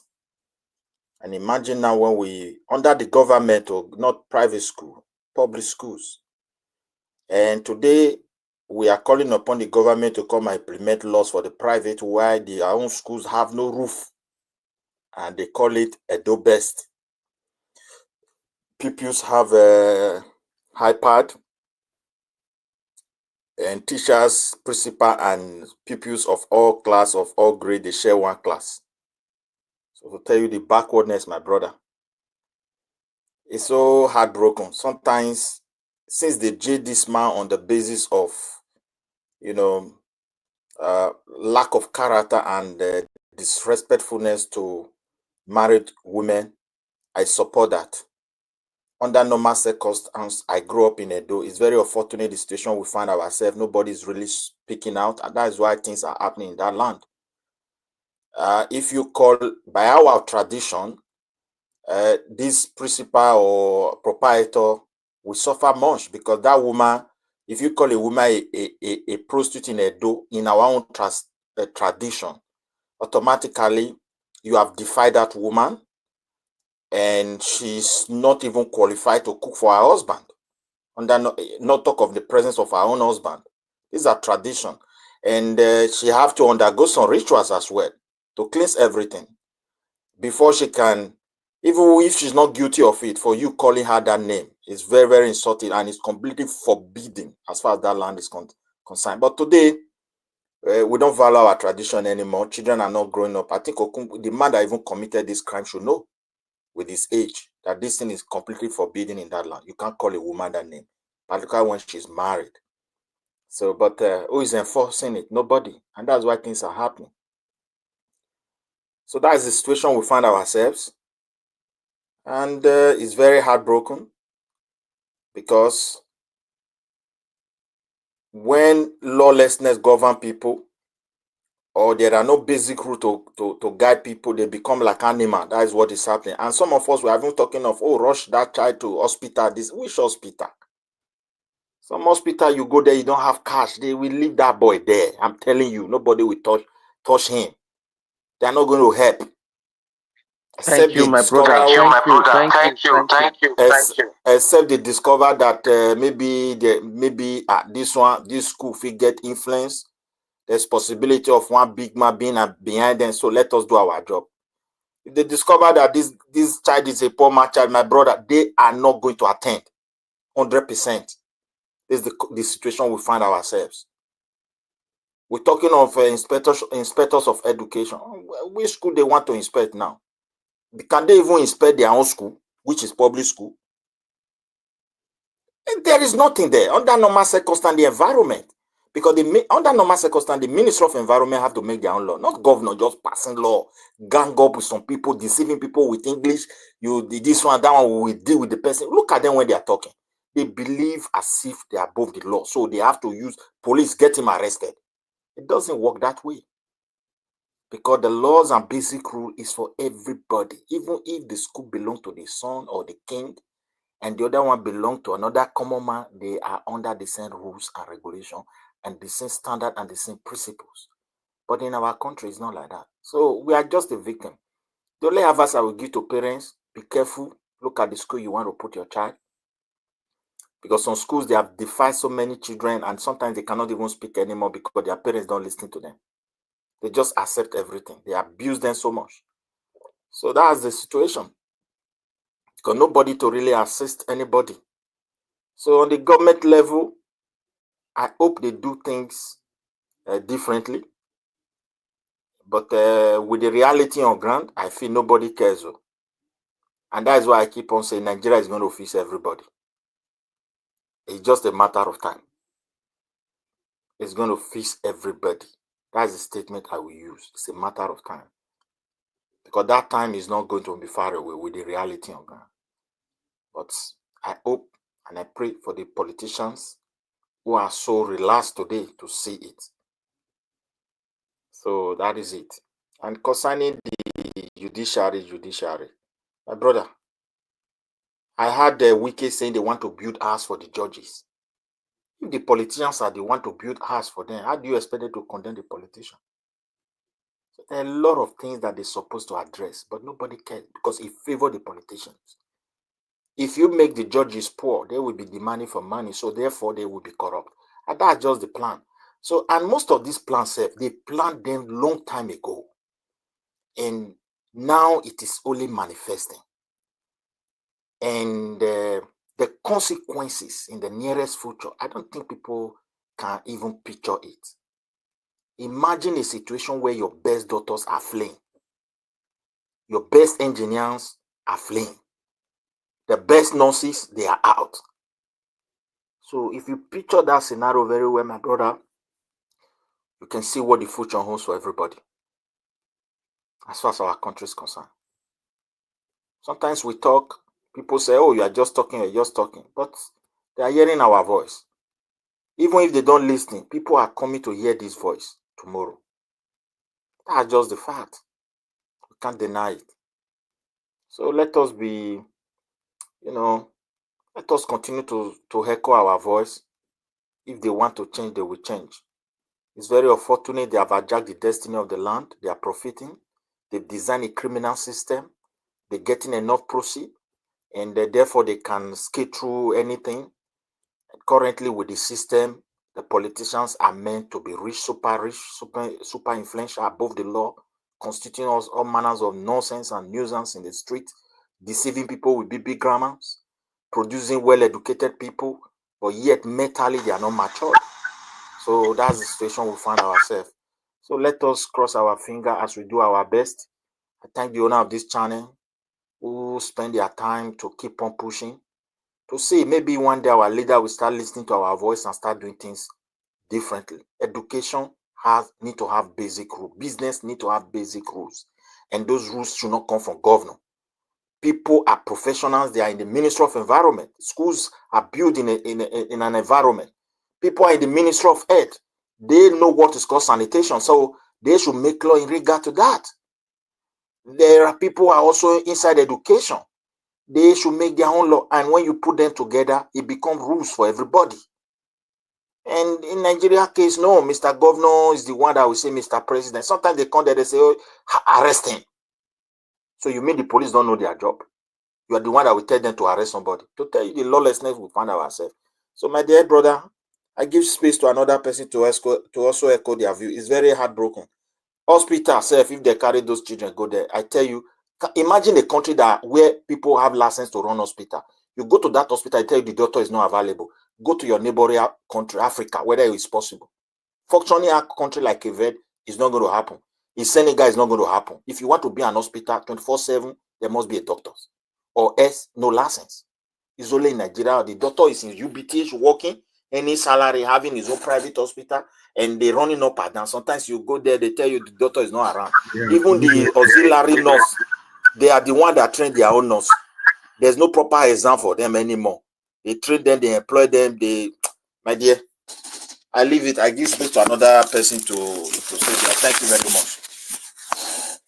Yeah, Midwest people. You don't talk and finish now. Which one you want? Make people talk again. If you know one end. Well, Midwest people, in all sincerity, hospital be there. I think that the cost might be the problem. The general hospital for Benin, Shomole renovate, build, join the old one. Obaseki can still do a lot of work then. But the problem is that it's simply not affordable for the common man. I think that's the problem. Now they have removed the private people managing the place. Let's hope that the prices will come down while maintaining the same high standard. And so, it's unfortunate. The country we find ourselves with that. You sincerely, you cannot explain. There's no words to explain the kind of things that we have to suffer in the hands of these people. I think the end is quite imminent. This Dele Farotimi case, I believe, saying it's going to help. But the sad part we say the case is just a case against the entire system, and now that same system now I go judge the matter. You see, it's like a dilemma.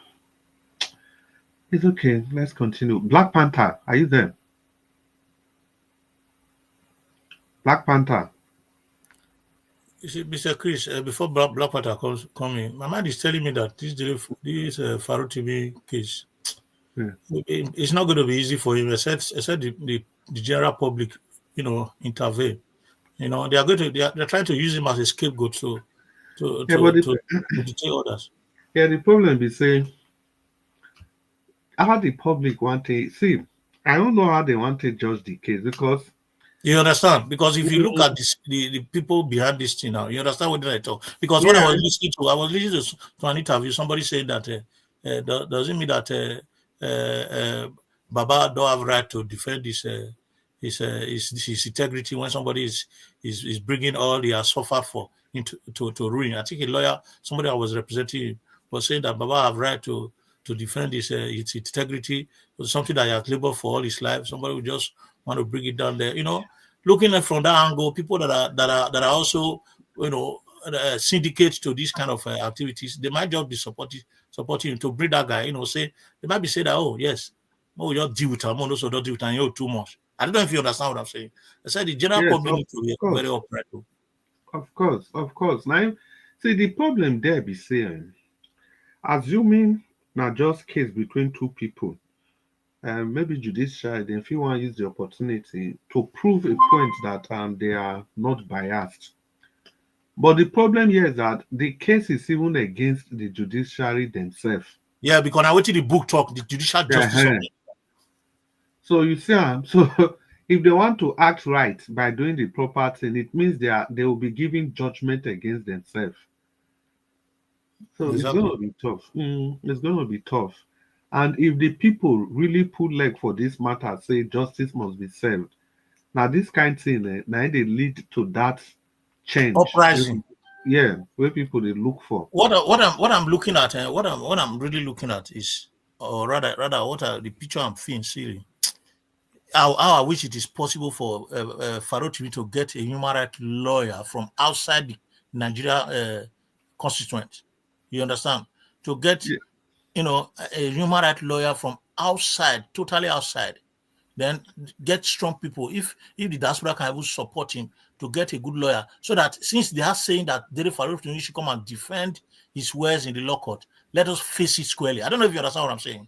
Yes, but the problem there be saying, okay, may I quick talk this. Mr. Nanja Wachabeg, F. Emmanuel saying they backstage, but we are just rounding up. F. Emmanuel, if you on your camera, if you are lucky, you can come in. Because everybody Mr. has Chris, yeah. can you give me 10 seconds? Yes, I will give you. May I quick response to Prince Collins. Prince Collins, you see him.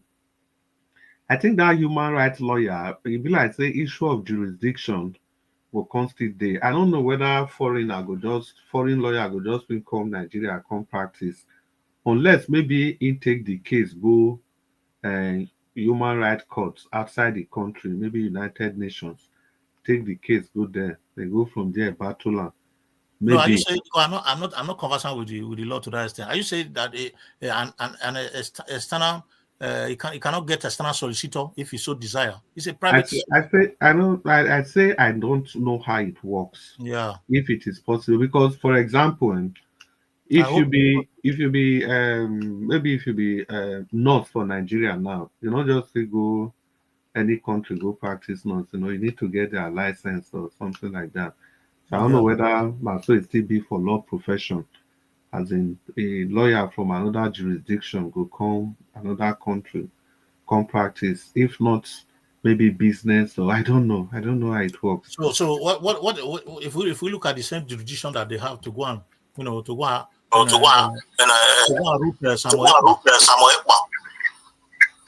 yeah, you see like that one for maybe they're what they call international lawyers, but I don't know how it really works in Nigeria. But that's another issue, as you just said. The diaspora here can rally together and start visiting parliament across Europe and start making noise. And that is the best way. But the way I see Nigeria is like everybody is tired to challenge the government. They are not tired. They are afraid. No, they say they are tired because the fear is of a reprisal. But the danger of this is this. When people now believe that peacefully they can no longer talk to the government. I don't know. Who is doing that? So when the people not believe that see, the danger is that when people can no longer, they don't have that confidence to echo their differences peacefully. The danger is this. The day people will start exploiting it for confrontation, then we will see different country. That's just the truth. So that's my submission. But I think this is the time. This is the time for us, the Nigerians, to put our whatever way to support this man, because it is a battle it's a battle. It's not his battle. This man is standing for the truth. Most times we a lot of people, just imagine the so-called influencers, the so-called celebrities, they think they are living in another world. It is affecting everybody. This is the time for you to use whatever means you have to make sure that this man gets justice. They take my brothers. No, Black Panther, I'm not wait. Una do well. Maybe quickly take people we never talk. It's against all of us. Please, it is the time. May we try. All means, especially those of us in diaspora. Yes. Whatever way. You are right. Now we can at least for this station now they talk about the matter every day. Abdul Malik, your 10 seconds, quickly. Okay, thank you very much, Mr. Chris, for the opportunity. Since Dele Pharaoh has been arrested, how many days from now, there is no protest commence in Nigeria. What I don't really. Some call it's not that they are fearing. Which kind they are afraid? How many? Do you know how many people research in Nigeria? Wait. How many people are researching in Nigeria? 2 million something. How many are they going to buy? No, they are afraid. They are afraid. Wait, if they come out in marks, how many are they going to buy? Thank you. How many? Thank you, Abdul Malik. I think that's correct. If many people, yesterday I just see 5 million, just 5 million enter streets. It will make a lot of difference. So F. Emmanuel is just joining us. Oga F. Emmanuel, you come very late, but it's okay. Just talk to us for 5 minutes, F. Emmanuel. Black Panther Radio, we're not going to call you the second time. All right, Mr. Chris Domosa, I greet you. Domo, my brother. Happy Sunday to you. It's good to have you on the broadcast. Brother, there are 5 minutes where you talk to us. Happy Sunday to you. I greet everyone. Mr. Elvis, I hail you. I greet. Mr. Jonathan, I hail everybody in the panel. I just want to throw a little contribution with respect to those so-called criminals, in the name of a House of Rep from the Labour Party that defected. You see, this life is, if you see somebody who is pushing wheelbarrow or carrying cement, you will never know if that person has integrity until it's tested with money. Money is a revealer of people's character, especially money and position. If you see somebody looking gentle, looking submissive, looking lonely, looking calm, testing with position and money, then you will know how far. That's the case of this Labour House of Rep for the Labour Party. Imagine people that from nowhere, they have not been in this political space, just because they say Papa, Mama, Pikin, Obi, Chikobi, or everybody was just printing. And God has, showed them mercy. Let me use that word, mercy, and favored them to partake of somebody's grace. All of a sudden, they are defecting. And I don't know whether you guys listen to one of their colleagues. We grace cover. We grace cover, my brother. We grace cover. See how he mess up the grace. My brother, F. Emmanuel. Yeah. More than wait, APC don't 5 minutes he get. Black Panther. Let me now if I want talk, now you say me now wait. You not gonna let me talk. Black Panther. Make I talk, you say me who wait. Black Panther, my brother, you know what? Make I let you understand them very well. APC don't buy over Labour Party. That is why Labour Party know the respond. It is the duty of the party to respond and take it to court and take those people out. But they cannot respond because APC don't buy over Labour Party. Simple. But Thank you. Let me say Black something. Panther. Black Panther. Continue. That is not an excuse. Let me put it that way. If APC have bought over Labour Party, would they have bought over their conscience? Would they have bought over their integrity that money cannot buy? A good name is better than silver and gold. You should know that. If they really have integrity, they will remain there. Sorry, my brother, F. Emmanuel, I have to come in here. I beg. Okay. That word, good name and integrity, don't relate it to our Nigerian politicians. I beg. That is where you are missing it. But they don't have it. You cannot give what you don't have. No, I don't want to assume that it's not possible. You understand? Because we have people that still have integrity, like the kind of someone like Peter Obi. You understand? Okay, even the guy that came out at Arise, I think Arise or Channel that they interviewed one of their colleagues. They asked a pertinent question to him. They said, "Why do you think they defected?" Knowing fully well the party is not in commotion, court has confirmed Aburi the legitimate chairman of the Labour Party, so there's no any further issue whatsoever. So why did these people still defected at this point in time where there's no issue in the party? And the guy opened up and said, At least the guy that was responding has a level of integrity. He said the reason why they defected, they want to secure their position for 2027.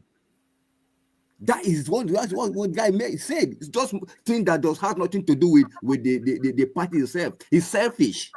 It's selfish reason. Position that you didn't even work for. God just gave it to you under a platter of gold. And you must get it because of Naira and Kobo. Because of who even tell them that by 2027 they will be alive to enjoy the position. That's what they don't think. You sleep today, you're not sure of waking up tomorrow. So they don't have, I don't know how they reason. 2027, this is 2024, we will not even finish 2024. I guarantee you, this year, have not even finished. This year will still swallow some people, God forbid, but that the truth needs to be said. Some people will not cross over. And that is the reality of life. We've not even started 2025. We've not even started 2026. You're already thinking of 2027, my brother. What a greed. Mr. Afe Babalola, sorry to come in. Some people don't think that way. They don't think that way. They don't think the way you think. Because why you think like that is it because you believe in God. We all believe in God. But what I'm saying is that when God gives you opportunity to serve people, appreciate it and serve with sincerity of heart. That's the point I'm making. This is somebody who is whether a truck pusher, whether a bike rider, a vulcanizer. Eventually, you find yourself from dungeon to grace. Instead of you to harness this grace, hold it very well. Hold it very well, cherish it very well, and hold it. And thank God that have made it possible for you to get there. And look at it now. Paul says, shall we continue in sin? Shall we continue in dishonesty? Shall we continue in lack of integrity that the grace will be available or that the grace will remain with us? Of course, no. Of course, no. So it's unfortunate, Mr. Chris, next to the person, we talk to the next person. Thank you. Yeah, thank you so much. Thank you so much, F. Emmanuel, for coming to add your voice to this podcast, despite the fact that it was already late. Thank you. Well, I don't know. The problem, I think, waiting is the talk, so is in line with what most other people have, the position most other people have held, We just live in a lawless nation. That's it. See, my brother, I want to quickly put this one. See Nigeria now. You said Nigeria youth not common. Even labor union, for them to organize a meaningful protest, you see how difficult it is. These politicians, they have made huge amount of money. They are super rich. And now you have highly poor people. And for them to manipulate them is so easy. But I will tell you, to put Nigeria youth and, go to the street, try free daily momodu inside Nigeria, I don't think that momentum will be, but maybe perhaps it might happen, but the chances are very narrow. We in the diaspora, if we have anything we can also do on our own, we have to start putting heads together. The people back home are tired, I'm telling you. And the danger is that since they can't echo their view again peacefully, they can be waiting for any opportunity, and that opportunity will not be good for the country. And secondly, where I also were, even Peter Obi and the rest of them, they have to do something as well. But I know they want to target Peter Obi with all means, and Millions people. Yeah, they are even planning against him. And people from Nigeria are tired that day. They are just tired. Let me give you an example. Yeah. If you're tired in any way, what will you do? Will you stand up? No, look, they have been standing up, and it's not changing anything. They are afraid. Where for stand up? It's okay. People waiting for SARS. You see what happened? Yeah, we are afraid. Yeah, that is the situation I'm telling you. But they are afraid of something, reprisal. But what I want to tell you is this. The day other people start exploiting that situation, that this time around is not as usual. that is when you will see your youth rising up to confront this government. And that situation is not good. So it's better they allow people to echo their view because we're in democracy. Yeah, I so think that that I think that's how we Thank you. Let me move forward. Yeah. In all honesty, when I still not saying, I don't know how to put on. When I know say this thing will happen to Dele Faro to me, so now because it's not Dele Faro to me, because this thing don't happen to thousands of Nigerians and nobody hear about them at all. Every day they happen to people. Aha. So if we talk, say not be fear, then they fear. Now fear join. Fear join. The reason we are talking now is because it's Dele Faro to me. Many people they suffer this thing every single day, every minute. But it don't make them reach anywhere. Nobody even hear. They don't even get out to cry to. That's what the thing be. Well, finally, Black Panther, we have come to you. Thank you, my brother. Thank you. You get 4 minutes, so maybe you run Tell Midwest. Midwest, they always put this thing on. Tell me off in this thing. You don't have fun. You don't have fun. And tell them again, Midwest. Go delete your browser and restore your browser again. I think you did the wrong setting. That's why it's echoing. I want to say thank you, everyone. Everyone has spoken, but we are forgetting a lot of things. So I think we begin. In short, we need to start writing things that is very key on the paper and put it on the diary and keep it somewhere. One, the reason why I'm saying is that we are forgetting a lot of things. One, Nigeria is divided under tribal line, under political line, and under nepotic line. Religion. You all should know that. We know, we agreed on it. So in Dele Famaroti's issue, they are divided. I don't know if you all are following what is happening in the space now. People are divided. They are standing on the side of the Supreme Court. Some people are standing on the side of Baba, while some people are standing on the side of Dele Famaroti. On those 4 things I've mentioned, those are the things that they are using to judge the case. And we should know that we should not be talking that they are lazy. Nigeria is not that they are scared. Nigeria is divided. They think that many of them are waiting for opportunity that will spark up. And what is going to happen at the beginning?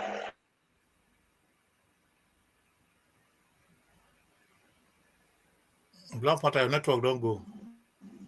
No, not go. Now, me go up and go some stupid guys where they drive stupid cars. Are they outside? So there is one thing we should know here, that Nigeria is already divided, and anything we are saying here, we should put it in our back that Nigeria is divided, and we should talk on that line, because that is one of the bases of why we cannot come together and do things instantaneously. And when you are looking at the Nigerian space as a whole, the only part of the country that is instantaneously reacting is the southern side of the country. And if you go deeper, it is the western side of the country and the Midwest that react instantaneously. That is how to show you how divided we are. In Ogadele's case, they are only going to delay it. They want him to be in jail. They will release him. They are going to play the tribal card and they will release him. They are going to release him under tribal card. Forget that thing. We don't see the one in was passer. They release under tribal card. So they are going to release him. Make we just make the on the 10th rally, let it go on. But I am very sure they are going to release him under tribal card. I'm very sure of that one. That's the game. Now, I want to, our brother, Afe Babalola. Afe Babalola. You pray, you talk parable now. That parable no answer the case. It no dey in line with the case where they don't answer for court.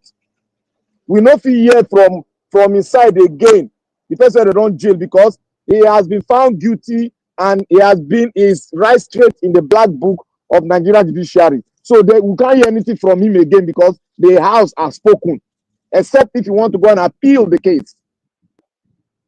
But when the person is found, Oga, we are following the due process. The book of the whole Oga, if you go to anywhere you want to go and argue this fact, that is where they're going to bring their point from. And if you cannot boost that point, you have failed.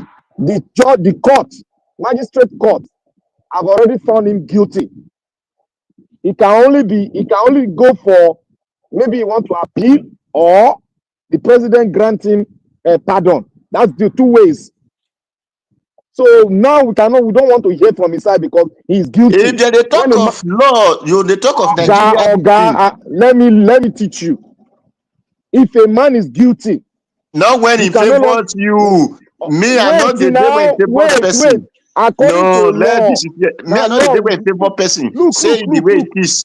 Look, Oga, he committed a crime. Not favor my candidate or favor the other person candidate. No. Let me talk. I educate people here. He committed a crime against a kid. Negligent. You know what meaning of negligence?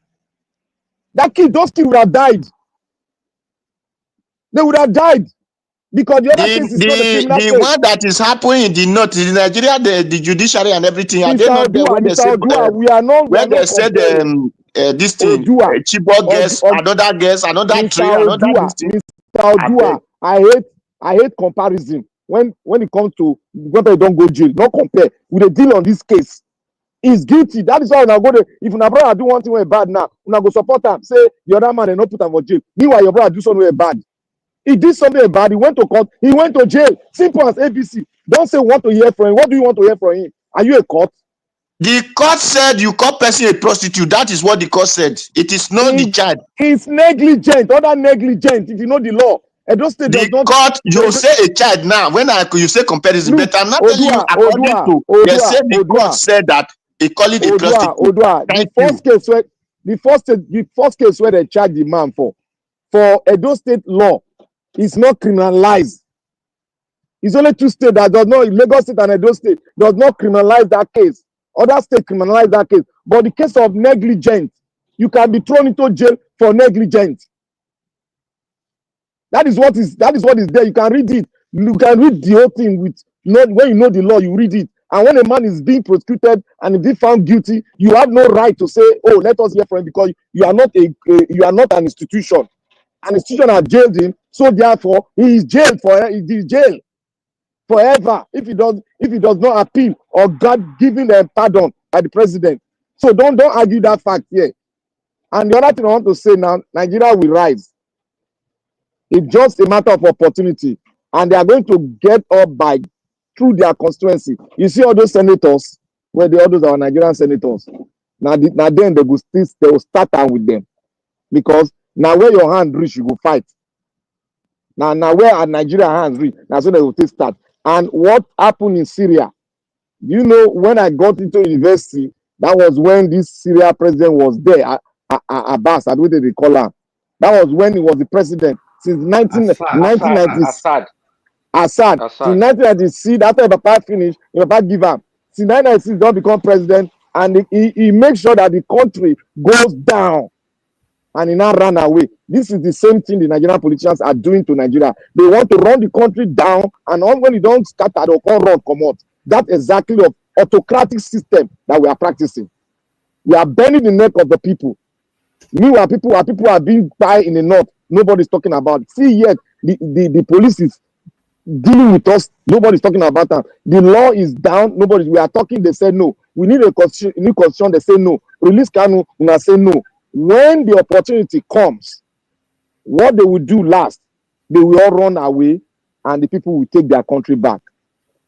I wish Oka was still alive. Colonel Oka was still alive.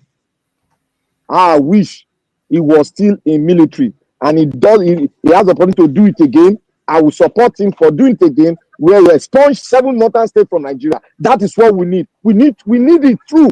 They are the problem. Look at the tax law. Look at what they are ganging up against the country. We want to fix Nigeria. They don't want to fix Nigeria, and we are rotting away. Do they want us to go the other way around? Look at what happened to Syria. It's autocracy. I don't want to do it. I want to do it my way. Look at what the country has become. They've taken over the country, and he that caused the problem has run away. And people are taking nations that practice democracy, they will now say, "Oh, I grant you asylum," instead of United Nations to arrest him, sit a bench warrant to arrest him and put him to jail too. Make him pay for the souls that have. Don't go Russia now. You see, They should pay for what they have done. He gas so many children, small children, he gas them by using chemical weapon. That man should be jailed. They will not, nobody with the world court will not talk about that. France is talking one thing or the other. Nobody is talking about the crime which that man committed. Tomorrow night, if they want to use it as a political game, they'll start talking. Meanwhile, children, that man gas children. He gas children. The video is on internet with another country. The gas chemical weapon they use on children. They all showed it. We all saw it on CNN where they were gassing children. And this man is escaping. Nobody is going after him. So this is what is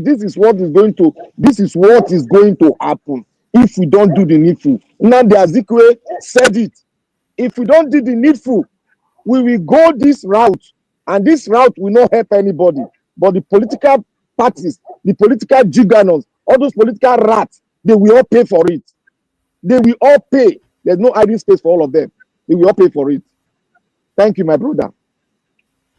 Yeah, Black Panther, thank you so much. You know this man that time, when you bring him matter so, say then Obama, directly they tell me about this Democrats when they talk. Obama won at that time, may not use chemical weapon. Say if they use chemical weapon, US go unleash wahala for their head. But they use them now. Obama, they not do anything. They don't feel do Assad anything. This is the man that pretended to, God. Some leaders. The man is a wicked soul from the bottom part of the earth. They are leaders from hell. Look, one thing. Hello, one thing we will not understand it. Can anybody hear me? Yes, we hear you. Yeah, one thing we will not understand. Yes. See, most time when we talk about these world leaders or whatever, like you talk about Obama and United Nations or whatever, these people, the interest will get different from what they think. Say that's Syria now.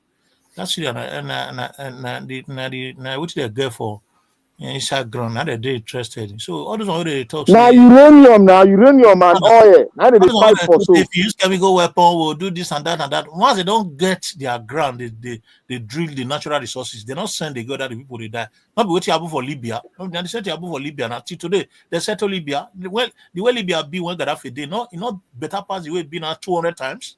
So what about Iraq? The way it be when Saddam Hussein did they not better pass 200 times.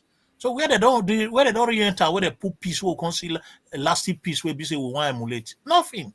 It's just their personal interest. That's the thing. Be well, people, all of us don't talk. Any person who need 1 minute, maybe just let me know because we want to end now. Today not Sunday. Chris Dublin. Yeah. Can I throw something? Yeah, 1 minute. Just use your 1 minute quickly. You see, there's one lesson that I'm looking at. One thing I'm looking at from those Labour Party criminals. I call them criminal because they are just starting. They are just starting their political career. They don't have experience anywhere. So, you see, if those few people can defect from Labour Party at this stage of their life, that they have not had political experience before or whatsoever, that tells you something, that there are 1,000,001 similar people, youth, young people in our country that could do the same thing they did. Just an opportunity that has not reached them. So when we are complaining of all these elderly people, old people, holding us down, blah, blah, blah, the youth, majority of the young people, if they have the opportunity today, they will do worse. They will do greater damage to our country, because with these few ones that I've seen so far, a lot of people, like someone like Tinubu now, he has followers, and those followers say, "Show me your friend, and I'll tell you who you are." Those people following him, clapping for him, cheering him, they will have the same kind of mindset. If given opportunity to, they will do the same thing, and our country will still remain in a worse situation that it is today. So everybody in that country needs what to call mind revolution, complete turnaround, complete repentance from evil. Okay. Mr. Chris, can I say something? Yeah, go ahead. You have 1 minute. Okay. Anybody want to speak? 1 minute. Okay. You see, you are spoken in the right direction, but saying that they need people need a revolution, mind, a revolution of mind or something. I don't believe in that one. You know why? Because the you see, okay, like those guys now we come up for labor, go do what they do now. Now two reasons now make them do that thing. One, they don't say if they do that thing because naturally, as they cross carpet, they are supposed to pack up and leave the because the party that brought them in, they are supposed to just pack up. Then they will do the election in that constituency and put other people there because that's supposed to be the law. If there is no conflict, serious conflict in the apex level of the party, but they don't say they will bypass this area in terms of because APC don't tell us they will use judiciary to make una bypass that place. Then secondly, the purpose where they do this thing, they know say if you look at do election and do election, the way the thing they go, they don't see and say that kind magic will happen because of Peter Obi and Labour, where they get that ticket, where they get, they come again. So for them to get their second ticket, they need to join the winning party. And because they don't say not no rules, the rules are not followed. So they can join and they can collect the blessings and they will get what that is exactly those are the two reasons why they are doing this nonsense. So that is why we are emphasizing on the rule of law, because if the rule of law is upright, all these things will not take place. Thank you. Thank you, sir. Thank you. Can I have 1 minute? Yeah, Black Panther, 1 minute. Yeah. Quick. I want to thank everybody for debating very well. And I want us to, you see, when we talk on mind revolution, out of the solution where we get, mind revolution now, one of the solution. And the percentage that will give mind revolution is just 15%. Exactly, 15%. So don't use 15% to solve the solution of a country. When Odiagbon was in power, there was mind revolution. Weren't there mind revolution? Did they not change the people's mindset immediately by making them disciplined? The institution you put in place obey the rule of law. The institution you put in place, if they are independent, you don't require anybody to force it. It will go by itself. You know that the judiciary is there. If they go according to the law that we all created, if we have not created any law, if one person create law for us, we have a right to go against that law because that law was not created by us. That is the situation of Nigeria now. You all should know that. So when you bring my revolution, it's just 15%. Because the institution itself, it was not created by you and I.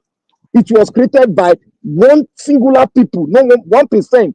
So if I am a gangster, I have the right to break it. Because I did not create it. It's illegal. Nigerian constitution is illegal. So I can break it. If I have money, I will go scot-free. That is what it is now. But if all of us, there's a spirit behind the constitution. We all have not spoken about it. There's a spirit behind when a country come together and have a constitution. That is binding, and everybody will be scared because in that constitution there is a condition that if this thing does not work, we go on a referendum. There must be a condition in that constitution being organized by every one of us. That is why we will not break the law, because we don't want the people or the country to break. Simple. Let us make research. Yeah, please. Thank you. Any other person want 1 minute? Make I talk. Okay, 1 minute, Alex, so please. Okay.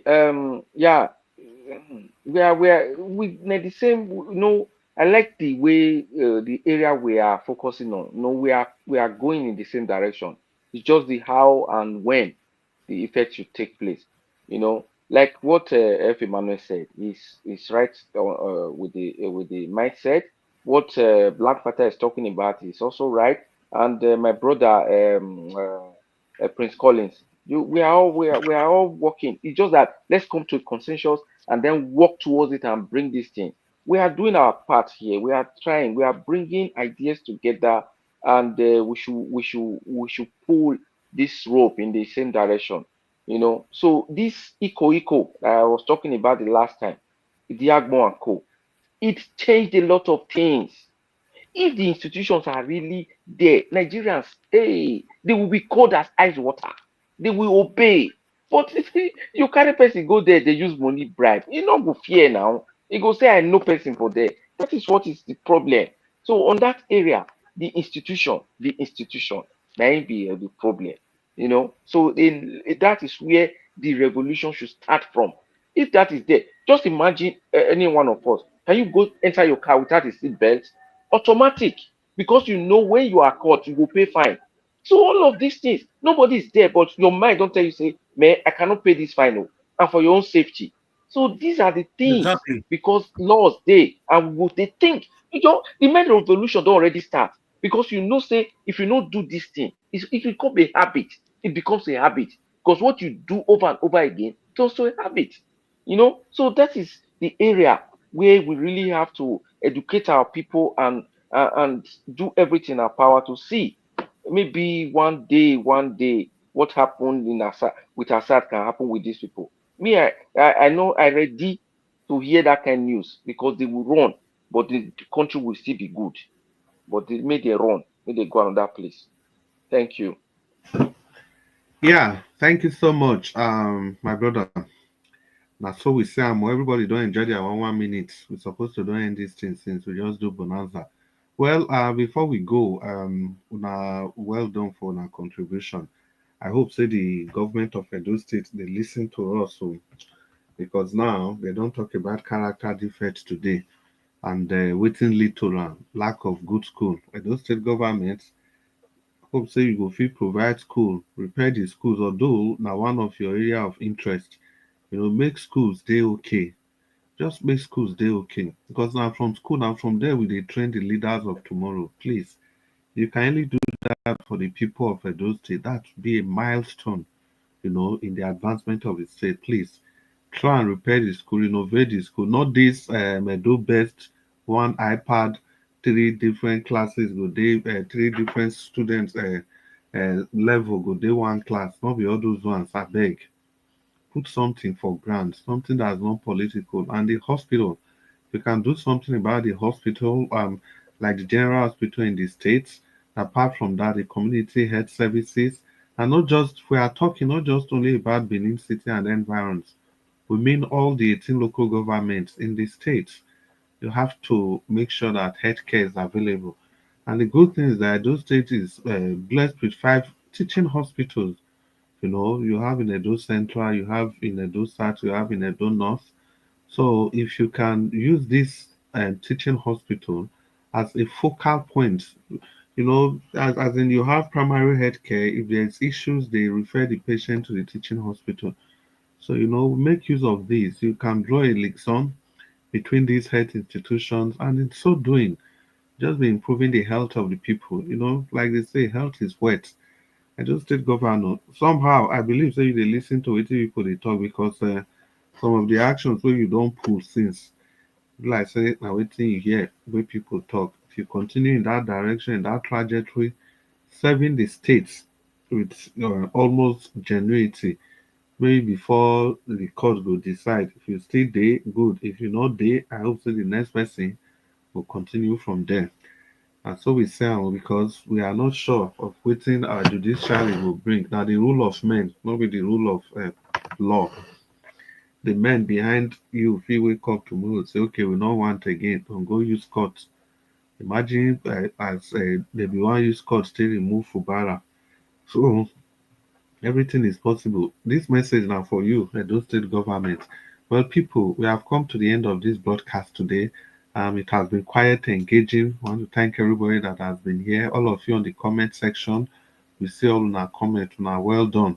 I know say now today be Sunday. Supposed to don't go since over 1 hour ago, but 2 new people can't join us. One new person join us, and we just allow people talk a little more. No worry. Later today, we will continue. Excuse me. Later today, we will continue the talk. I not forget tomorrow, that will be December the 10th. Now be the day of protest for this daily Farotini matter. Like I show we want lead that one. Tomorrow an opportunity where we go take see how serious Nigerians are. So now soon, the people for comment section now do well, now do well. God, the good Lord continue to bless all of you. Um, who they there? Who can I see there? There are a couple of people there. Let me see. Abuazi, I can see you, Madam Rita. I can see you, Madam Peggy Modi. Agio Deborah. Agio Deborah, how are you? I hope you are doing well. It's so good to see you. Una do well, una do well, una do well. Blessed lady, it's nice to see you today. Thank you so much. Madam Rita Adams, all of una do well. So we could just continue like that, begin to greet people, and then people really listen to us from all over the world. We want to say thank you so much for being part of this broadcast every day. And no matter how busy you people are, you still try to be part of it, which is very good. And if you've not used the like button and the share button and $sign, it's an opportunity for you to use them. I can see Jedima, Madam Jedima, Abejoni. Abejoni, is good to have all of you on the broadcast, Madam Jedima. Thank you so much, Victor Organa. Us, do well. And we hope to see all of you later today. Like I'll say, you can use the $sign, the share button, and the like button. Do this in your own little way of contributing and to the broadcast today and every day. Even after the post broadcast, you can still do all these things. You can still do all of them. It doesn't matter. Whenever you tune on to the YouTube station of Nigeria Watch Media, let that be the first thing that you have to do, because in so doing, keep promoting the good news, keep promoting the news for everybody. Una do well, the people where I don't greet, and the people for the panel with me. I see all of una. And those ones they don't come, we don't come out. God will bless all of una. Those ones they still there here.